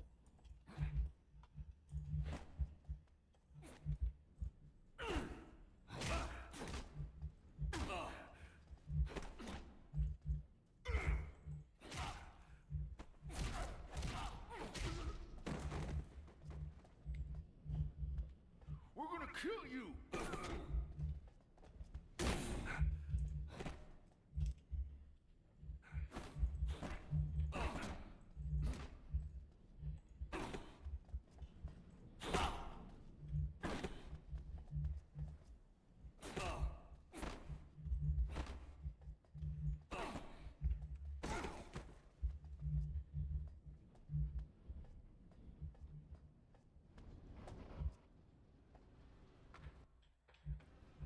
I have a collection of smokes in the end of it. So my health is at the top left then. Yeah, those cubes. Okay. I like that. There's a real body horror going on with yeah. healing yourself by getting stabbed in the neck. Oh. Nice. Oh God. I'm not sure what happened there. I guess I got him, backstab him. Wait, where's the other guy? There was two of them, no? He ran around the corner. Oh, okay. I think. I'm gonna snap your head off, Riddick. You're gonna die.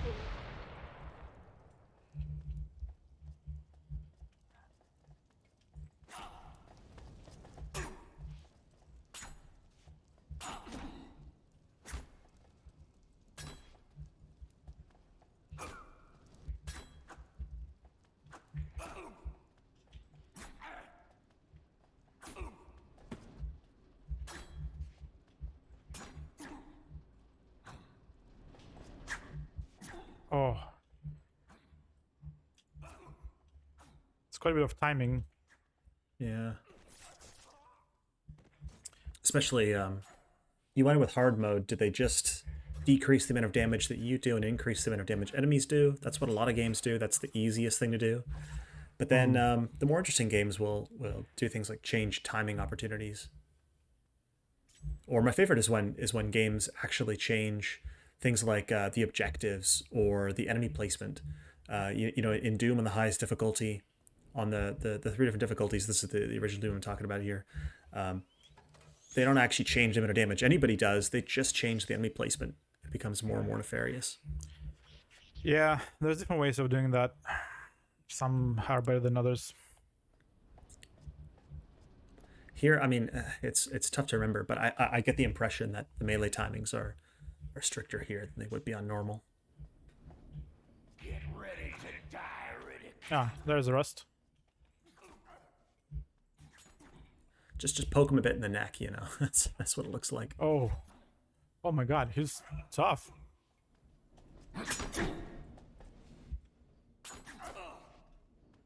Oh, one more hit. And then you're done. Oh. Yeah, so the I believe these cubes regenerate over time, but once you lose a cube, that's as much as you're getting. And I don't think there are any health pickups in this game. I think you can only recover at these health terminals.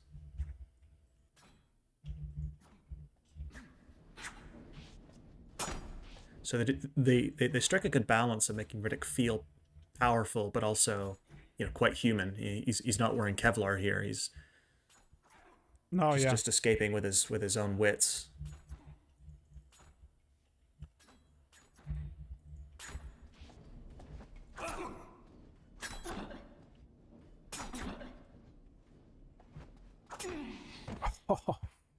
Did he break your block?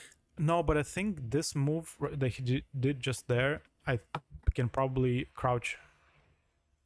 I'm gonna try that. Get ready to die, Riddick.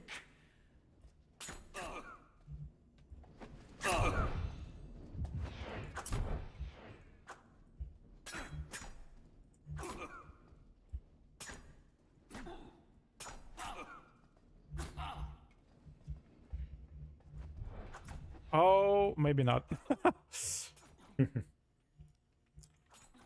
I think I can just...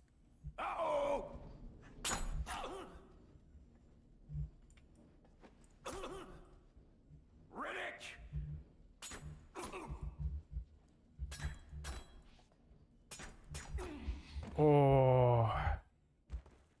Ouch.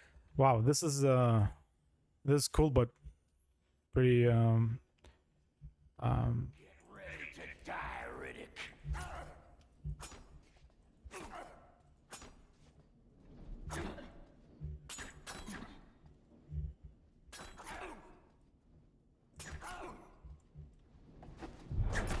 I keep trying to...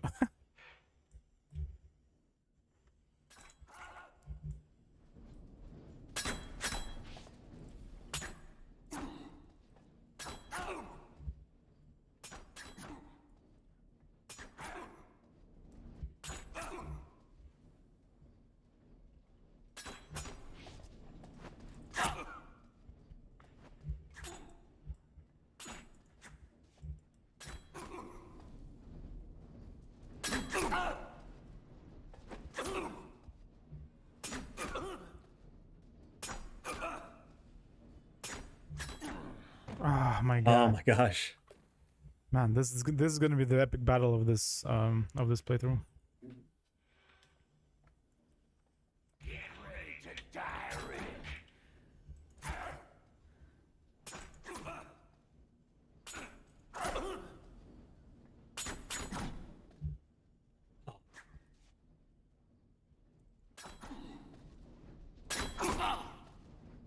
Yeah, you really got to counterattack him.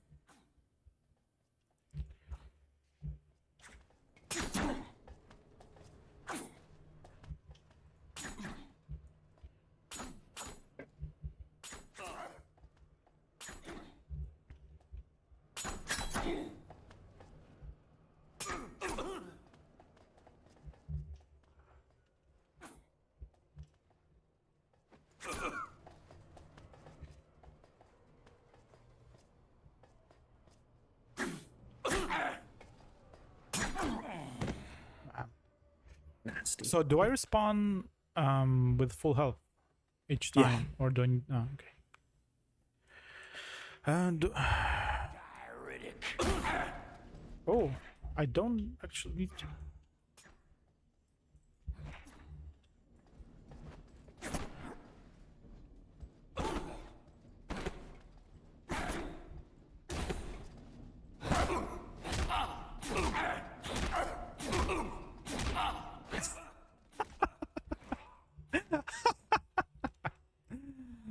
Oh man. Well, look, we do what we need to do. So this is the beast of Butcher Bay, huh? Head of the killing gang.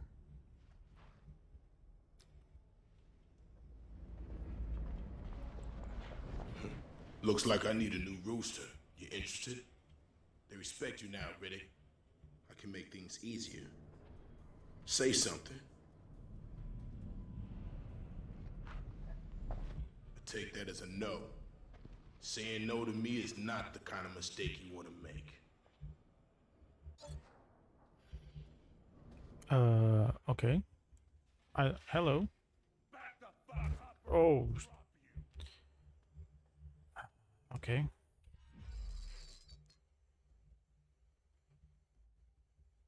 Okay, Haley. Where is that? Where was that? Okay. I got one down.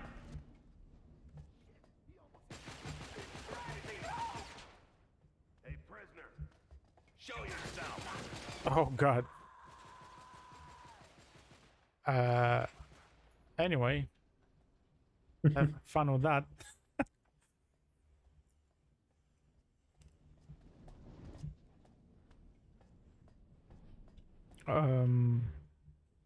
Is he gonna be okay?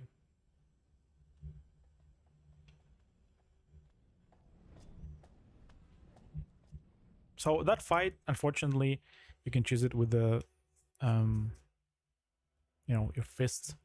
I think the flinch that those punches have kind of did it for Rust. You could just lock him, stun lock him all the time. Mm-hmm. I heard you rejected Abbott. That's integrity. So, I'll keep my word. What do you want to know about? The pit. Looks like a way out. Way out? Sure. Raise some hell, and they throw you down. If you manage to stay alive, there's supposed to be a way into Pigsville from down there. But it's never been done. I like a challenge. Well, then, Pigsville's your place. Staff quarters, and you can get to the spaceport hangars from there. But you would need a rifle. And they're all DNA encoded. Yeah, and you'll fry if you touch them. And the DNA data bank is deep inside the mainframe area. Past the infirmary. So I just walk in, huh? No, you gotta crawl. There is a passage from the infirmary that I think connects to the mainframe. Oh, and if you want to get through the infirmary gates, there's this hack. Name's Boulder. He owes me $150. Talk to him. All right. Actually, Okay, boulder. Are you a boulder? Nope.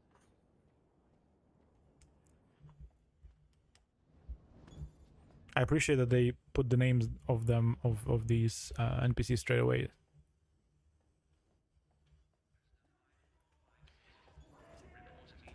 Are you a boulder? Nope. So, Ian, is this more or less the type of gameplay I can expect throughout the entire game, or is there any kind of? No, I think that's the problem, is that we're about to the game is close to popping off, as they might say, where I mean, there are occasional hubs like this. A lot of it is slightly more linear-ish gameplay, kind of like what you saw in the intro, but at a slower pace. Mm-hmm. It's a lot of using stealth to take out as many enemies as you can, and then going toe to toe with the remainders. There's some really cool stuff. Like I don't think you're gonna get to this, but because the guns are DNA encoded, there's a mechanic where you can kill an enemy and then you can drag their body, and as you're dragging the body, you can use the gun. But that's very Riddick. In doing so, your movement is limited, your viewing is limited, you can't reload the gun, you have to just dump the body when you're done. I think even it takes a while to really build up an arsenal. I think at first you might get a pistol that's been rewired for you, but if you want to use like an assault rifle, you have to be dragging around the guard's corpse. Just really cool ideas. There's also a mechanic where a bunch of the guards later are like computer controlled or AI controlled, something like that. They're basically the shells of people that carry around guns, and there's this mechanic where you can possess their bodies by hopping into the computer, and so you get a brief moment of being able to waltz around and gun down enemies, except you're in someone else's body. Ooh, that's the timer. That's an hour. Right. Okay. Cool. Well, I guess we'll leave it there. Leave it here then. Looks like the next part would be me getting into that kind of getting out of this area and into the next one. Yeah, into some more meat of the game, but yeah, I think we saw quite a bit of this game, and I'm really liking what I'm seeing here. I kind of didn't expect this to have even like hub areas and side quests. I kind of expected it to be a very linear experience, but looks like he might be the guy on the other side of that fence. Oh, this fence. That one, yeah. Yeah, probably. Nope, that's just a booger. Oh, booger, not boulder. No. Well, that's fine. We can wrap it up here. Cool. So do you think you would go back and play Dark Athena then, since you haven't played it? Definitely. I'm really liking this game, and it's been a long time, but seeing it now reminds me of why I liked it. The cool ideas they present, and yeah, I don't remember how long Dark Athena was. I heard it was pretty short. So yeah, now I similar to how recently I've gone back and I've replayed Fear and played the expansion packs. Maybe I should go back and check this out. Check out Dark Athena and see what I was missing. Yeah, this game immediately transported me into the world of Riddick straight away. I think that's the biggest draw for me. Everything from Vin Diesel's VO delivery to other characters to just the setting and even the 2010s environments and the look kind of helps that. Actually, you probably want this kind of art style to complement the actual game and the setting and the lore of Riddick. Those really hard stencil shadows, they're so 2004, like they're so Doom 3, but yeah, they also seem very appropriate for the world of Riddick, where everything is either like quite bright, bloomy, overblown, or it's pitch black. There's that really intense contrast. It's a real look of its time, but they've leaned into it in a nice way that actually kind of perfectly complements the setting. Yeah, it does, and I appreciate that they have a sense of place as well. You are immediately aware, and you can expect that you'll be exploring this whole facility at the Butcher Bay. My assumption is that this is where it starts and ends as well, which is fine. I expect to explore every nook and cranny of this place. I expect to crawl through dirty sewage tunnels. Ambush guards, have fights with shivs and all of that stuff. So yeah, I really liked it.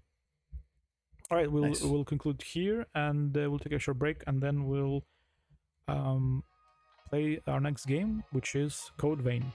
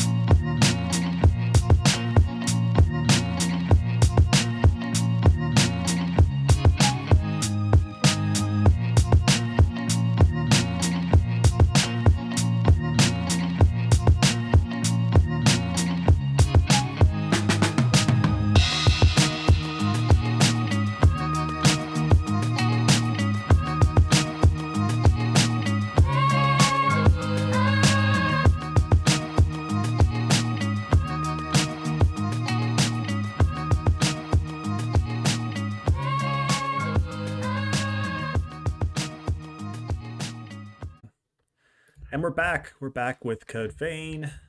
Yeah. I'm gonna do offline here. Yeah, choose offline. Start a new game.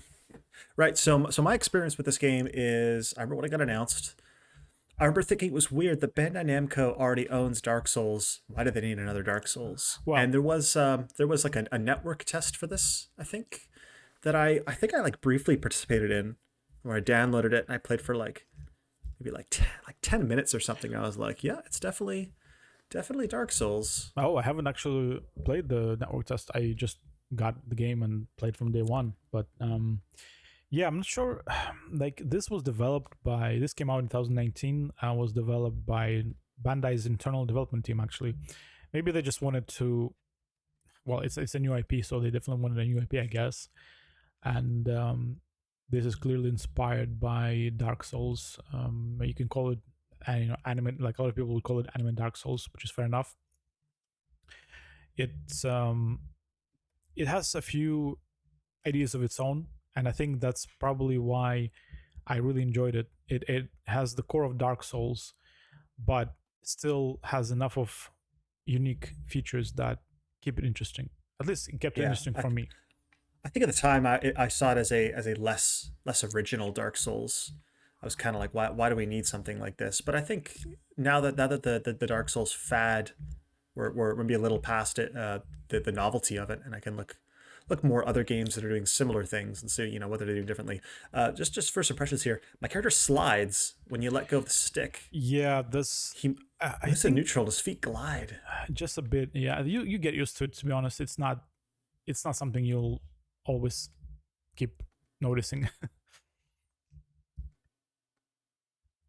So here, Cruz will teach you how to use your weapons and use your veils, I think they're called. Just do what she says and you'll be fine. Select the currently equipped blood code. So blood code, yeah, is kind of like your class. Yes, you can change classes on the go. You can level them up.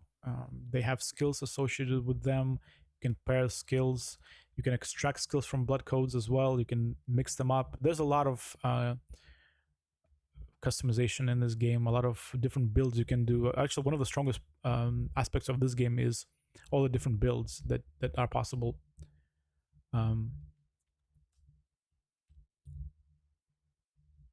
So that's a passive that bumps my attack. Yeah.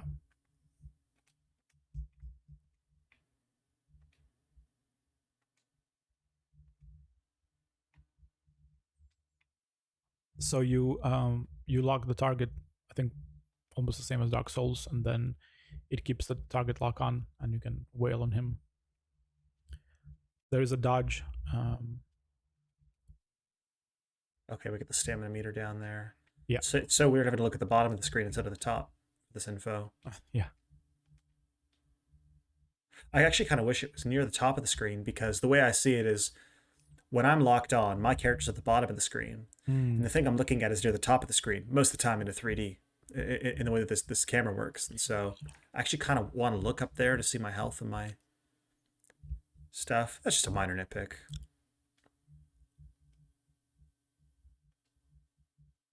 So now I can become an archer.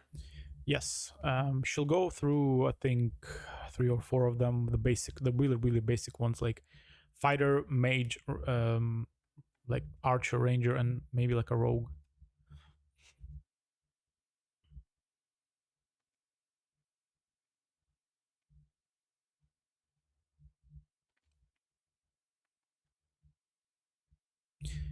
So this is kind of universal attack that will drain the kind of like magic points, I guess. It's not the only way to do it, but that's one of them. It's usually not a good way to normally fight the enemies. You would just use your weapon. I like that you've got this light attack with guns and then fire for heavy attack. It's kind of cool. Very different functions.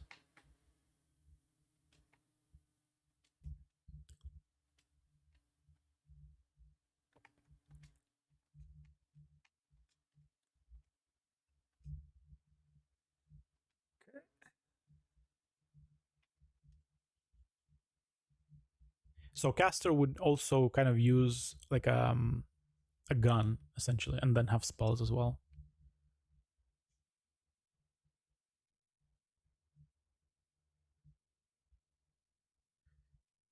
Yeah, so here you would learn new skills, yeah, or upgrade them, and yeah, here you can once you, I guess they call memorize, maybe something else, but after you've used them enough or have enough points, you can then completely learn them, and then you can use these skills with different blood codes. So here you see you have 4 slots. Cool.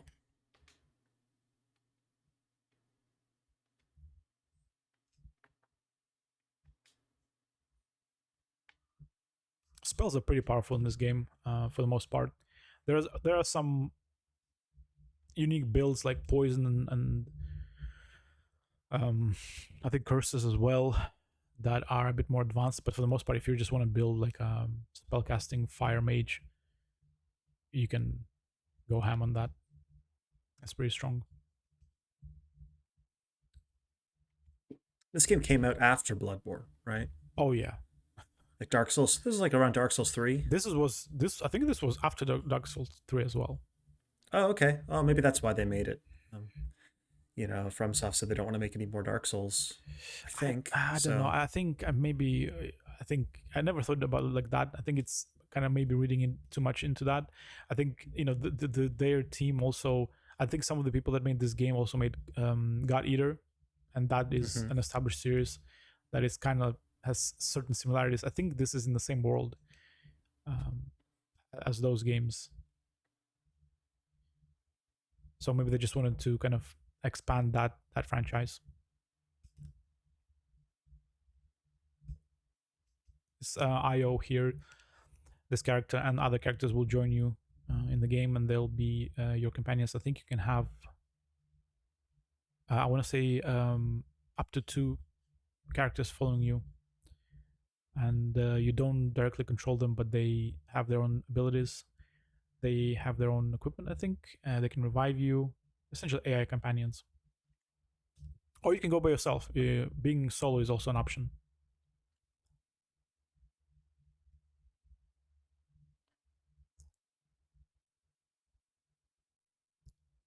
Clearly a game that is full of fan service. Just yeah. I noticed. Yeah, I really like the looks of this game in general. I think anime can often look very campy and just cheap sometimes.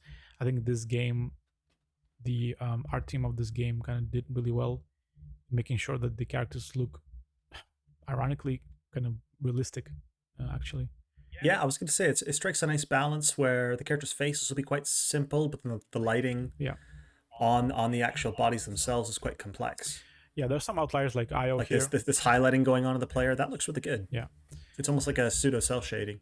Yeah, actually, their character creator is really in depth. That's one of the reasons why I wanted you to kind of just pick the default character, because you could spend a long time there. Just the amount, it was almost like a meme. The amount of eyebrow options, or was it like eyelashes, something? It was like an insane amount. But yeah, you can always change the looks of your character in the hub. There's a lot of a lot of equipment you can get. I actually spent quite a lot of time just customizing my character.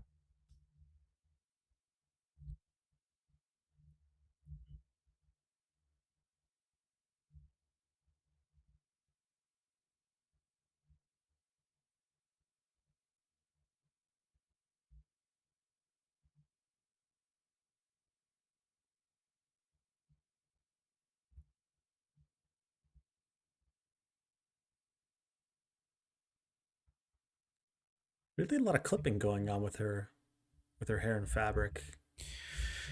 Yeah. You know, she's not wearing much, and then she's kind of kneeling down a lot and doing all these movements. Even like her hair clipping into her mask thing.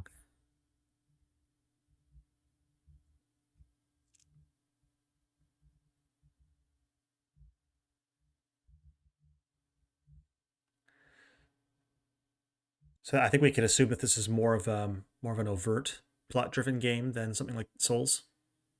So actually, you know, there's actually quite a bit of restraint here in the story of this game and the way it's presented.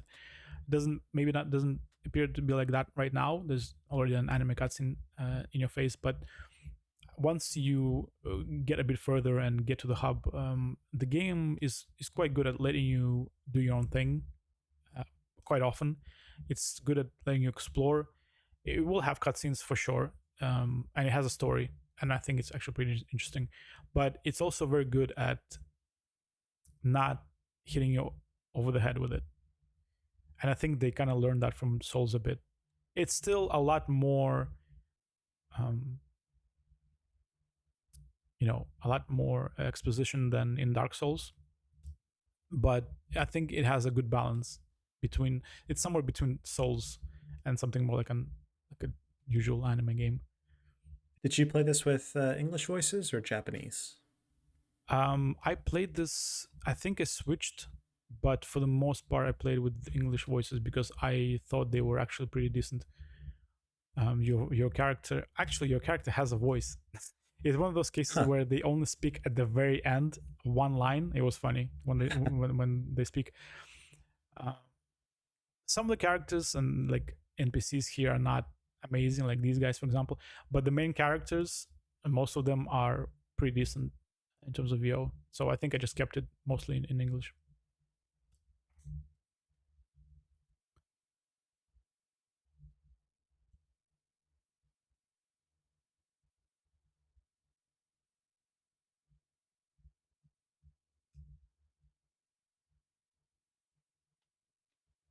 Right. So in the to save a bit of time, I'll just guide you here a bit. You just need to go get your mask on the table. Just grab that from there. You can speak to a lot of these NPCs, but actually, if you go check out that mist over there, I'm not gonna go into too much detail about the story. It's gonna be outside of the scope of this playthrough here, but I think it's pretty interesting how they set up the lore of this world. Like all of these people are trapped here in this, I guess, section of the town of the city, or just the city itself, and it's like under this miasma of fog, and everyone needs the blood, I guess, to survive, and they need these masks to be able to just live normally in this environment. This cloth physics here, you move just a little bit and they just fly. If you go like this, he's not even moving that much. Yeah, but they just fly around. All right, get on that ladder.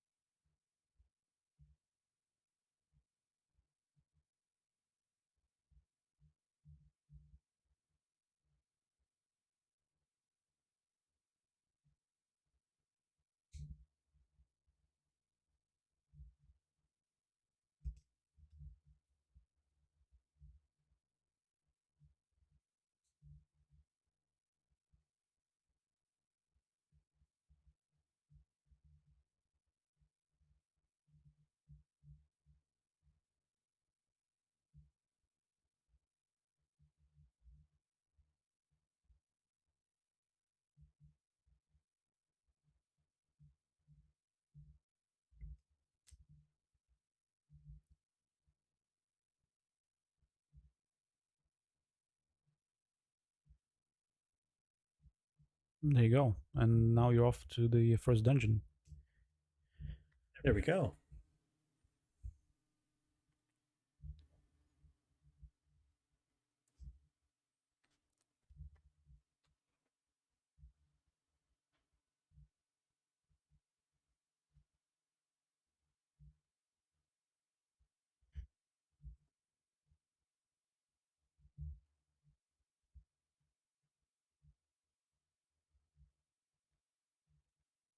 By the way, they're giving you a partner. Oh, he's got a massive.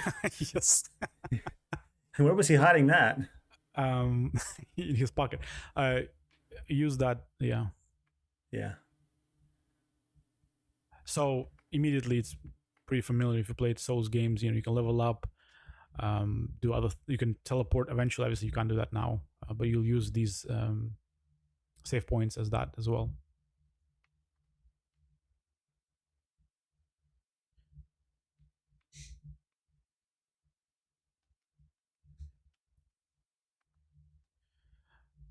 So weapons here actually are important in the way that your character plays.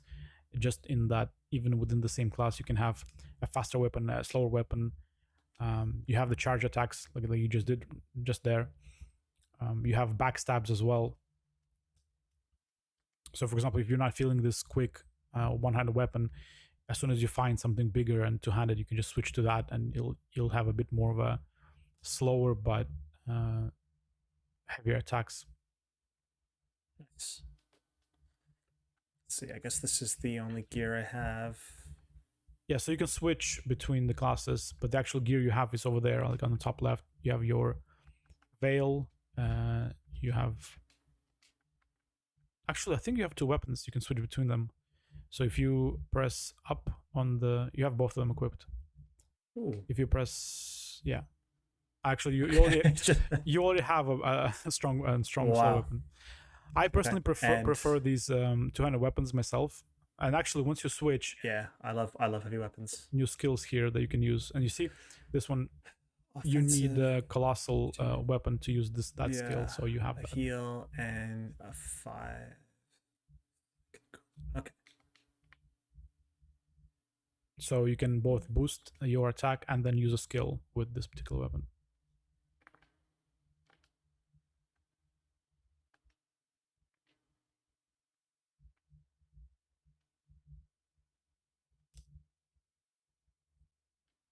This heavy axe is pretty good, actually.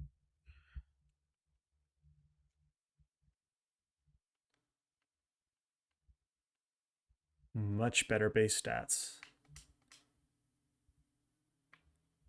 That's interesting hearing your characters talk so much. It adds a lot of personality. Well, that's Oliver, right? It's yeah. They definitely this reminds me of Dragon's Dogma.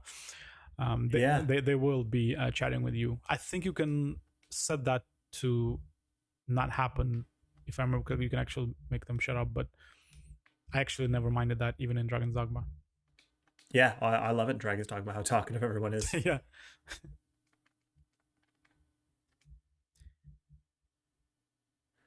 You can destroy them, yeah. He did it for me. So some of the nuanced gameplay elements that are really like just lifted from Souls, for example, you can do a step like step back, like a dash back, and then attack, and it will do like a special move based on that. Or you can like dash forward and then attack, and it'll do also an attack. Are there shields in this game? Shields, no, I don't think so. Okay. So is blocking encouraged, or is it one of those games more like Bloodborne where it's dodging? Oh, it's very much Bloodborne. In fact, you can parry and do like a special move depending on your veil. And I'm guessing that this game isn't meant to be nowhere near as hard as the FromSoft games. This game, it could be hard actually. There's some bosses that are not that easy. Let's try the bayonet. Actually, the first boss, I'm not sure if we're gonna kill him. I mean, I don't know. We'll see. I suppose we will. By the way, don't forget you're half health, and you So can. I was gonna say, yeah, it's just better to use one. Yeah.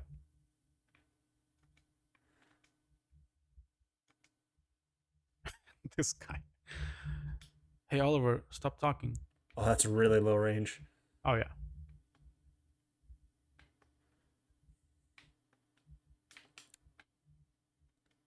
Nice.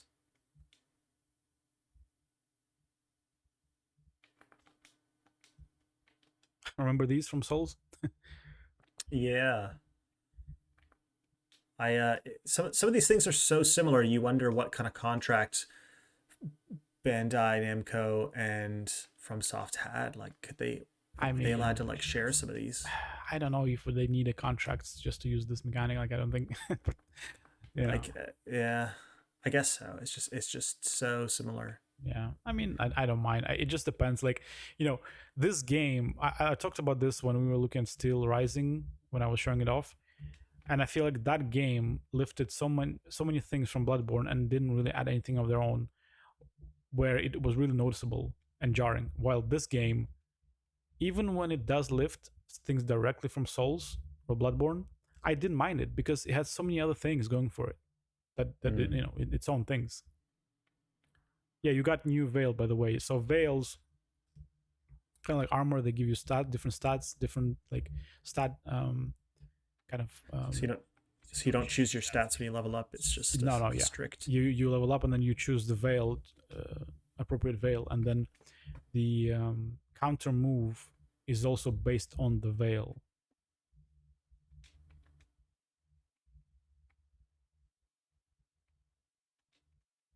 So you spend here the equivalent of souls to level up these. So you have 475. Yeah, probably not enough. Okay. Actually, you should equip the new Veil just to have a look. It's the armor. Yeah. I was looking at that. It doesn't really look like it's better though. Yeah, it's more of a, it's like a for quick this is for status effects there for quick weapons, like one-handed. Yeah, so if you're gonna use the bayonet, that is a good Veil, but if you're gonna switch back to axe, you should keep your current one. I kind of like. I like using both. Maybe I'll stick with the bayonet because it's a little more interesting. Yeah, a little more unique to this game.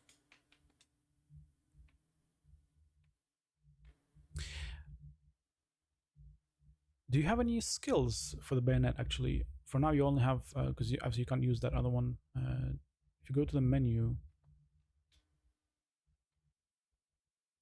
so on the right there, yeah. Do you have any? No, I don't really have any.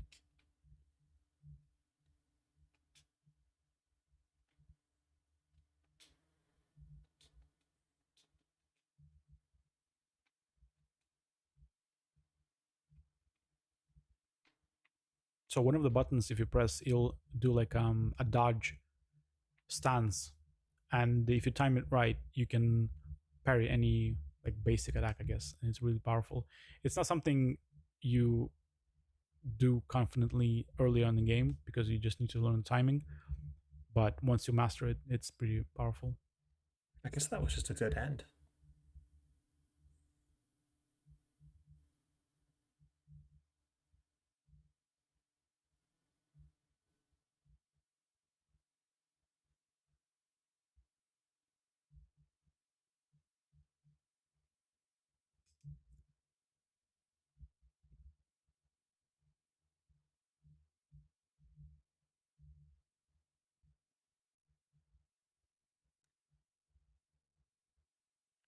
Games like these where you can really feel the awkwardness of your silent protagonist, where it feels like they should be talking.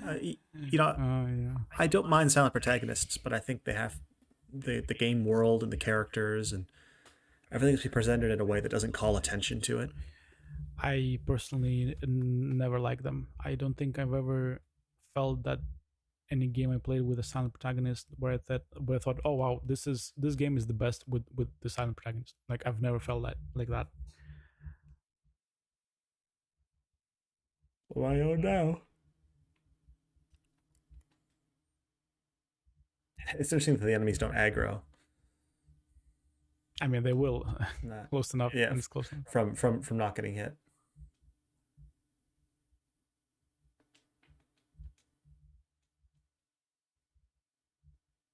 Oh, you should backstab that guy. I should, shouldn't I? You can sneak up on him.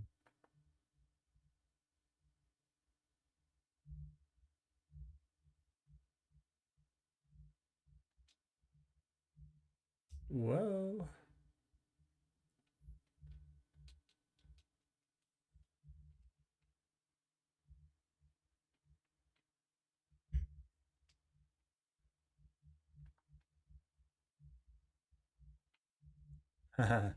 Show you that guy through and he messes up your stealth. Game design 101, obviously. Well, Soul's design 101, yeah. Yep.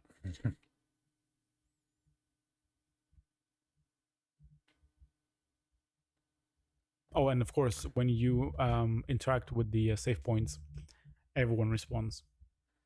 Of course.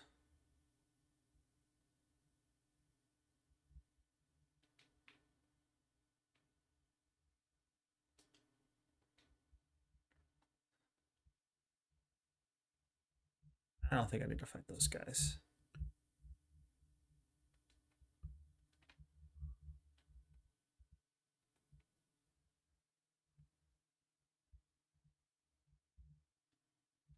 Oh, that was a long recovery. Oh, yeah.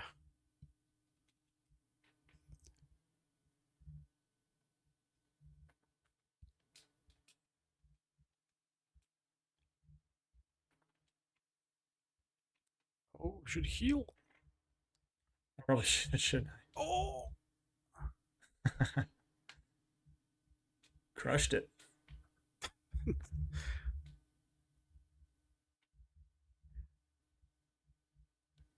Am I poisoned? Uh-oh. Yes, you are. It's fine. The bonfire, so to speak, is just up here anyway, so even if I die, let's see, it's just outside. Yeah. Oh, right there. Oh, you die. I mean, you could have That's just used fine. the healing, I guess, but yeah. Yeah, but so do those refill at bonfires, Yeah, or they're oh, okay, so they're not consumable items. They work like the Estus system. Yes. There are consumable items. You might actually have some of them. You can assign them to. Now, where is my? You know, I should use some of these items I've been collecting that grant me Yes. grant me this stuff. Well, actually, you go back to the yeah, and level up. You can do that. Yeah. Maybe first I should see what I can buy. So if you're gonna continue using the bayonet, you should buy something for that. Venom effect to my weapon. Are you a caster now? You could just get a spell that would be used, or are you a ranger? A ranger. You know, I never actually you're a swapped fighter. my blood code. That that makes sense. It makes sense to do that. Yeah. So now you have actually. Oh, so I do have abilities. Yeah. Yeah, I have a spell and a buff, I think. Dash form, mist form. Yeah, so that is a pretty cool thing. So what exactly is this? So it's it gives you Just more invincibility? Invisibility frames, yeah, and it's a quicker like a roll, essentially. Interesting. And the other thing is, habit of holding down left trigger and then pressing a face button. That's a lot to ask. Wow. That means a lot to ask. Max up proficiency. So if you inherit them, then you can. You don't need to do that now. That's cool. Basically, you pay extra, and then you can sort of bring the ability to another class. Yeah. What's that top left one? Increase max stamina. Should get that one probably. Though I don't understand here. Maxing at the proficiency is the only option that I have. Oh, sorry. I think you just have them. So I just have it. Yeah, so that's just part of my class. Yeah. So the three on the up there you have them, and the three at the bottom you can learn. Do I want poison? Probably not. These don't seem too exciting. I haven't been blocking. The dodge seems really good. Yeah. And you could, for I example, don't need... you could inherit the dodge, switch to a mage, put the dodge on the mage, and then you can still use bayonet as a mage with that dodge. Or That's true. Or I could bring over something here.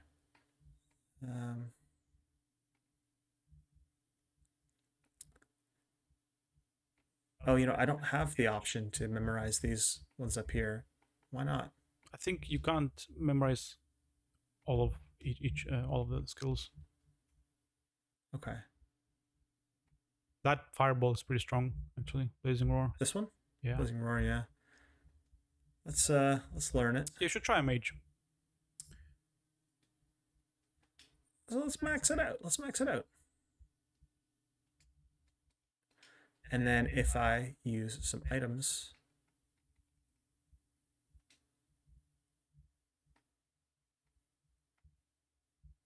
the top left, I think those. Yeah, I'm just looking at what some of these do.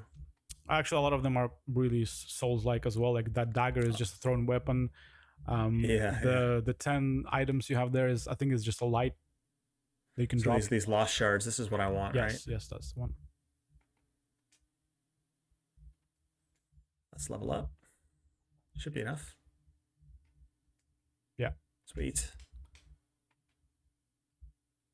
So, do you want to try the mage then? You need to swap to the caster. Yeah, let's give it a go. So now you have. Can you go to your skills then? Can you put the the fireball? Yeah. There you go.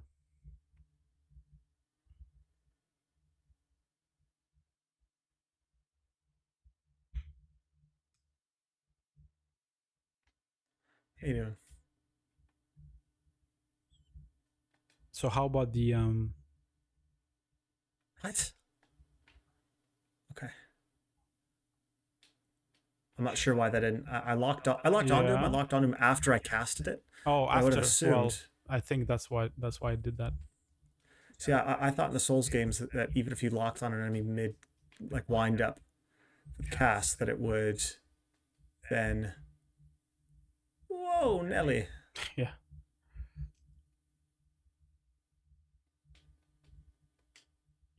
The backstab is pretty kind of precise, so it's possible to just walk behind them, but it's it's a bit finicky. Well, it's not even that. I'm just trying to get around his shield, but it seems like his shield occupies a larger range than the model. Yeah.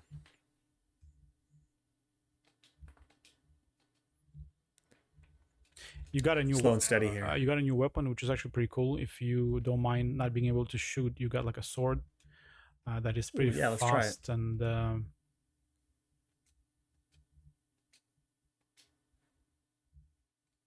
Actually, I guess it's not that as fast as bayonet, but it's pretty strong. It has like a balance between speed and. Yeah.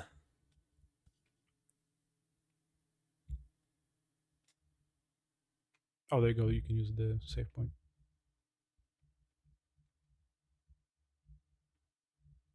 Yeah, keep going down there. How do you feel? What do you think about the just the level design here and the environments? How lost are you? Are you feeling you have like the sense of direction? No, I think it feels good. I think they're doing a good job. Oh yeah, I don't think I could take that guy on. Well, you can totally take him, but he's a challenging. Yeah. I'll come back to him, I'm sure. Yeah, I mean, in terms of the environments, it's caves. It's kind of this fantasy caves. It's all right. I do like that it's making me engage with the terrain, engaging with the space. It gets you know there's some, Yeah, some of them are just dead. There are some very obvious side paths. It doesn't really get you to like the Souls games get you to think about the level in terms of like moving through narrow spaces and things like that. This is very like just straight tunnels. But I mean, this is just the first area. It is getting me to think about the area as a 3D space, which is important. And not every game does that. It does have some of that. There's definitely places where you can just look back and actually I was there and drop down to places. some people really don't like the level design of this game. I don't. I actually enjoy it. I think they did pretty well, actually. What do you think people felt was lacking? I think they just thought it was pretty straightforward and full of corridors and stuff. And they definitely use longer corridors to hide a loading between sandboxes for sure. But if you take each kind of themed zone in a vacuum, I think most of them are done pretty well. There was one area that was pretty notorious for being like a labyrinth, like it's got a cathedral level. So that one is like a hit or miss. It depends if you like that kind of stuff or not. But for the most part, even like this cave, it has elevation. Oh, yeah, those guys are no joke. Yeah, I mean this definitely feels like a combat arena. This isn't unlike I suppose Nito's area in Dark Souls 1. One thing that I feel like is really important with Souls games is that you are exploring a real mapped out architectural space. There's a real satisfaction to exploring churches and cathedrals and things like that. And this feels like I don't mean this in like a bad way, but it feels almost like a gray box of a white box of a Souls level where it's not about exploring the architecture of the space. It's not about moving through a place really exciting. It's a series of caves with pretty decent level design that is kind of similar to what you'd find like a Souls game, but it's more the visuals and the storytelling that's not being brought over. Yeah, you're not gonna see too much other stuff here in 1 hour, but I can tell you that they definitely have they make sure that you end up exploring wildly different environments. You'll be running through swamps that slow you down. You'll be running through like town areas that are burning, and you have to find your way through safe pathways. So they make sure that you're going to be like scaling like frozen mountains, like snowy mountains. So they definitely make sure that the environments are varied. I can tell you that. So if that's a concern, no, it's something a little hard to explain, a little more nebulous, I suppose. Yeah, I know. I mean, I think it's also the fact is that this, you can't really place this as like, oh, this looks like medieval Europe, or this is very much like stylized to like this is very much anime, right? These I mean, there's have to be a real place, but I suppose in the sense of like you explore some more abstract fantasy areas in the Souls games, and or even like a modern setting, even in a city, it could be satisfying to, I don't know, explore apartments and things like that are that tell a story as you move through them. And they will definitely have a city exploration, and that's where it's a bit more relatable.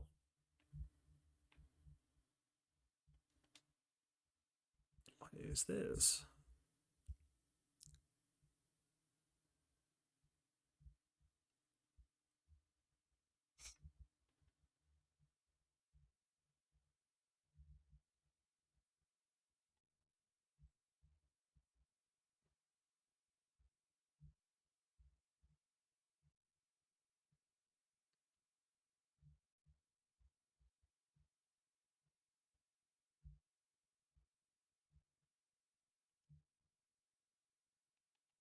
Okay.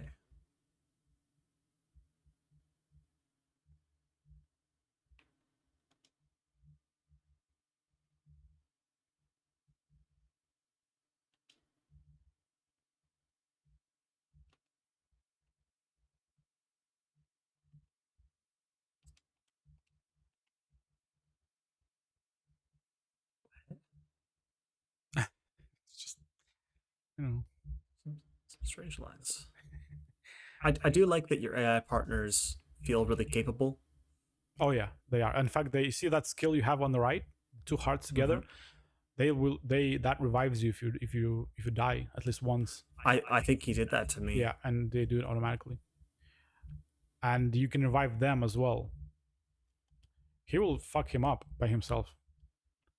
Yeah, he doesn't need me.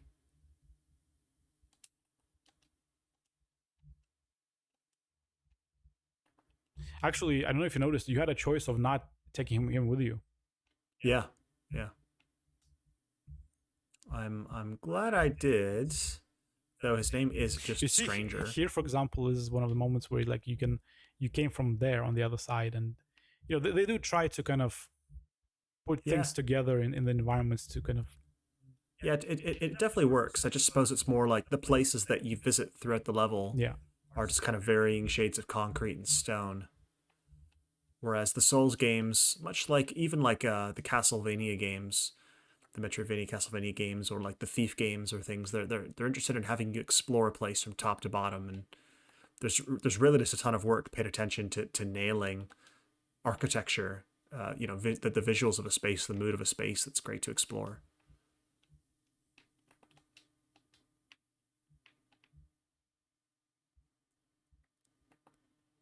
This makes me realize the importance of that.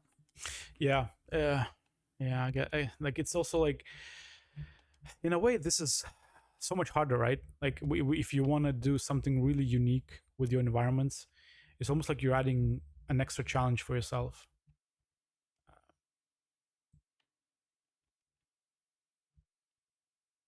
Suddenly you're not exploring this medieval looking castle.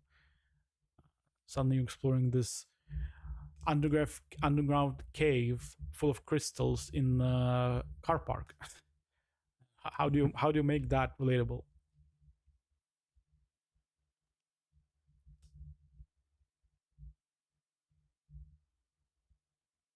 So that one's just a map. Interesting that they fill out these maps. I think it is also a checkpoint area. You will respawn there. Okay.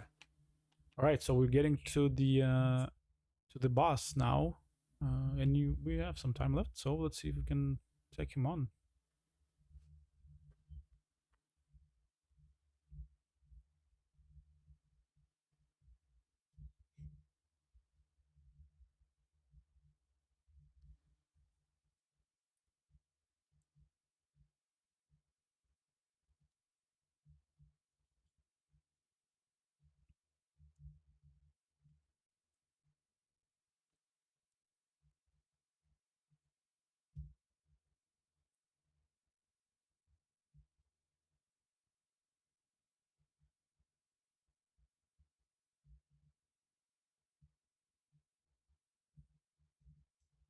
We fight for boobies.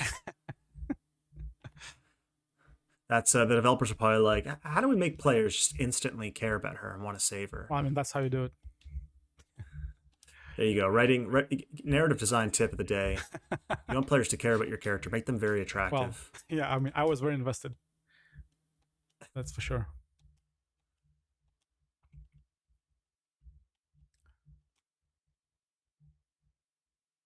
Io is also your companion. You can take her with you. At some point, she'll fight with you.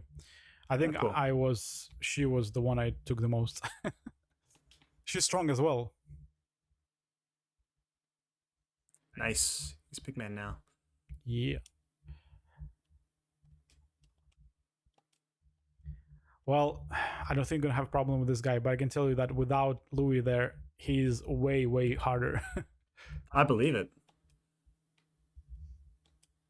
So does this game has online multiplayer? Yeah, so how does that work? It's a bit less of a thing than in Souls. You can invite people to join you, but you don't. I don't think you see their ghosts, and actually, I think you can see how they die as well, like Souls games. But can you summon people into your world? Yes, yeah, you can do that. There we go. Well, there you go. Cool. Actually, we have time then to get to the hub and just kind of maybe check out some of the characters there and call it a day there, I guess.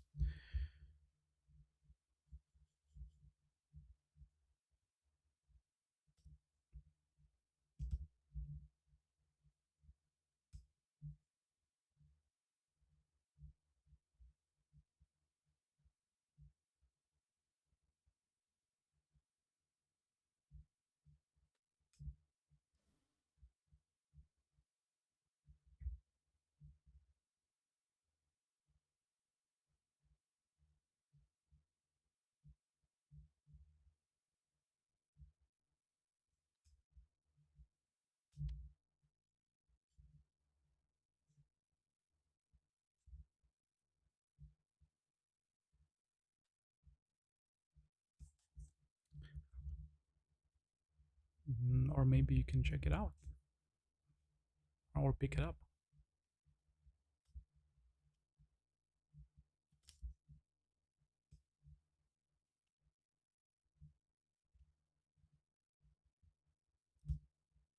No, Ian, that's not what they want you to do. That's another situation where, like, how can we, how are we gonna make sure that they pick this up? Yeah, it's nice. I like that they're offering the player a It's just funny. This is something similar we're dealing with at the moment with the unannounced project we're working on. Some of these type of things we have to deal with. It's not easy. Like, this is very contrived right now. Like 3 smoke walls, and Louis telling you, "Hey, let's get out of here." So this kind of a conflict of the two things, right? Yeah, I like that there's still, if you come by it plays a little sound to be like, yeah, check it out.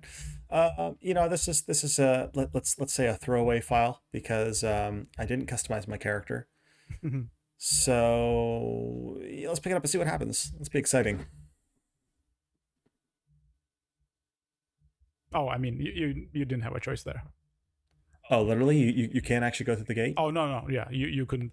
You have to do it. See, I thought that could be an interesting decision. I mean, it's similar to the Souls games. There's a couple moments like that where you can leave the place or you can interact with the thing. Yeah, there are moments in this game, quite a few, where you will have certain decisions to make, and that will change certain things. This just wasn't one of them.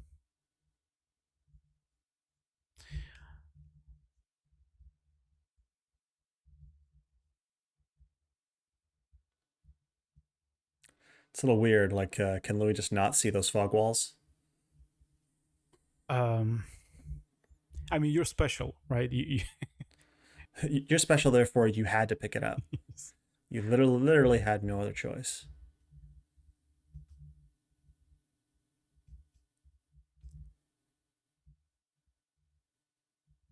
Each time you find one of these crystals, you'll go through these memories, and he'll give you backstory of the world, backstory of some of the characters, and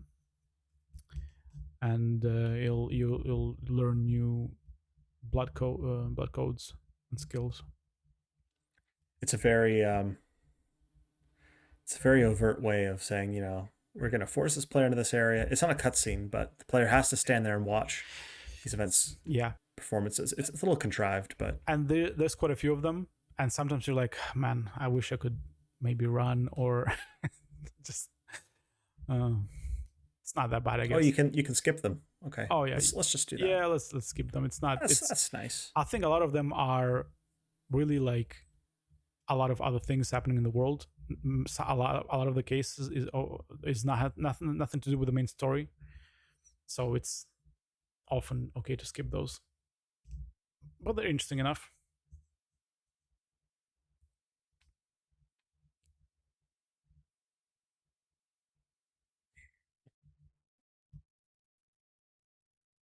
Mm.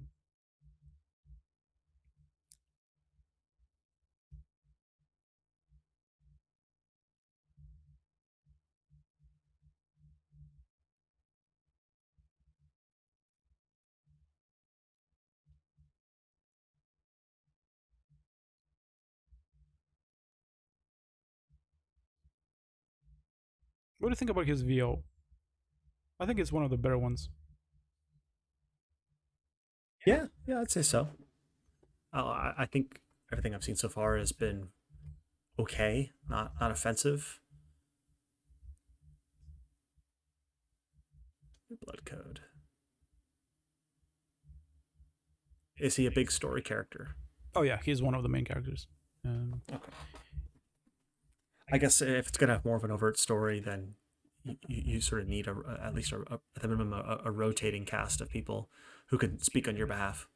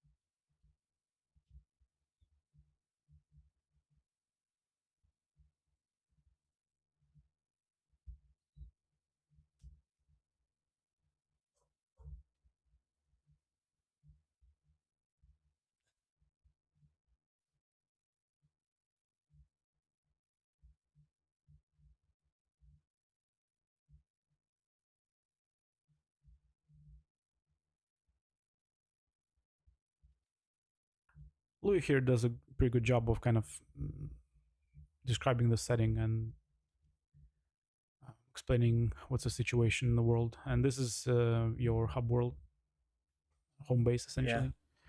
It's the old amnesia trope. One of the reasons why it's so prevalent in games is that players come in and they don't understand or know anything. And if a character has amnesia, then you could just explain everything to them and make it overt. They do use this as a mechanic as well. Those memories that you skipped are also like, that's how you restore some of the memories. Like you just walk through them, you listen to them, and then you remember stuff again.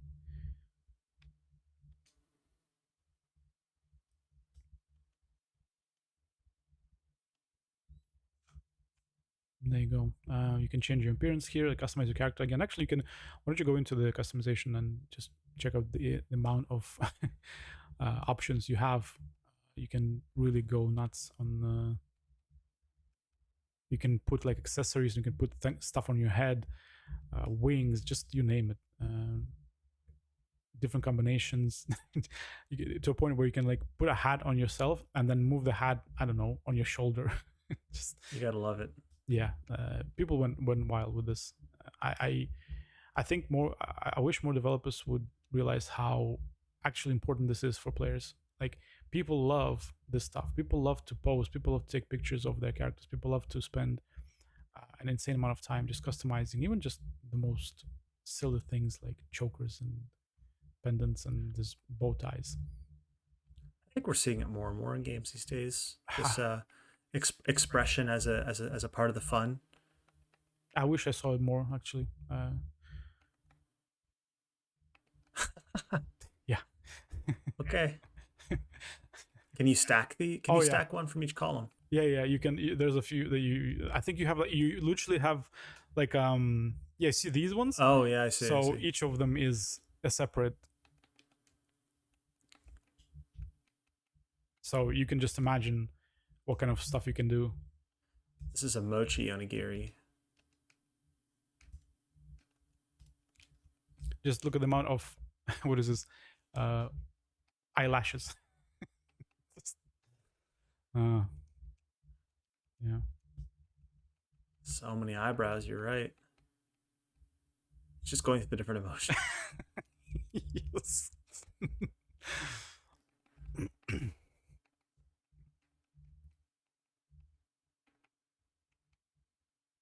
Things like this stood out to me and to everyone else that enjoyed this game. It wasn't unnoticed, and it does matter. That's why when I saw Diablo 4, and yes, it has more than ever, but did it have enough? Did it have enough? Did they spend enough time on that? I don't know. Maybe not.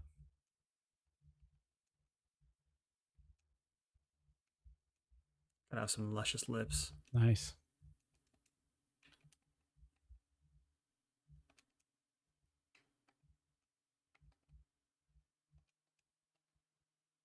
Yeah. No facial hair though. I guess because that would mess up with your mask. Oh yeah, well, yeah, maybe because you can customize mask as well. So yeah, that's wearing a towel. Very nice. That's Code Vein. Ian, what did you think overall? Is that something that would kind of interest you in general? Like, do you think this is a lot less than a Souls game, or do you think this is just kind of a failed? I think you're right. I think to call it a Souls game is selling a little short. I think Code Vein proves what you can do with the Souls gameplay as a template, but approach it with a different philosophy, where really this is closer to. I mean, this hub looks a little bit like what I've seen of God Eater, but also you have more of a story. You've got more of a welcoming kind of approach to the design and everything within it. And I think the Souls combat is solid enough to exist in other formats, if that makes sense.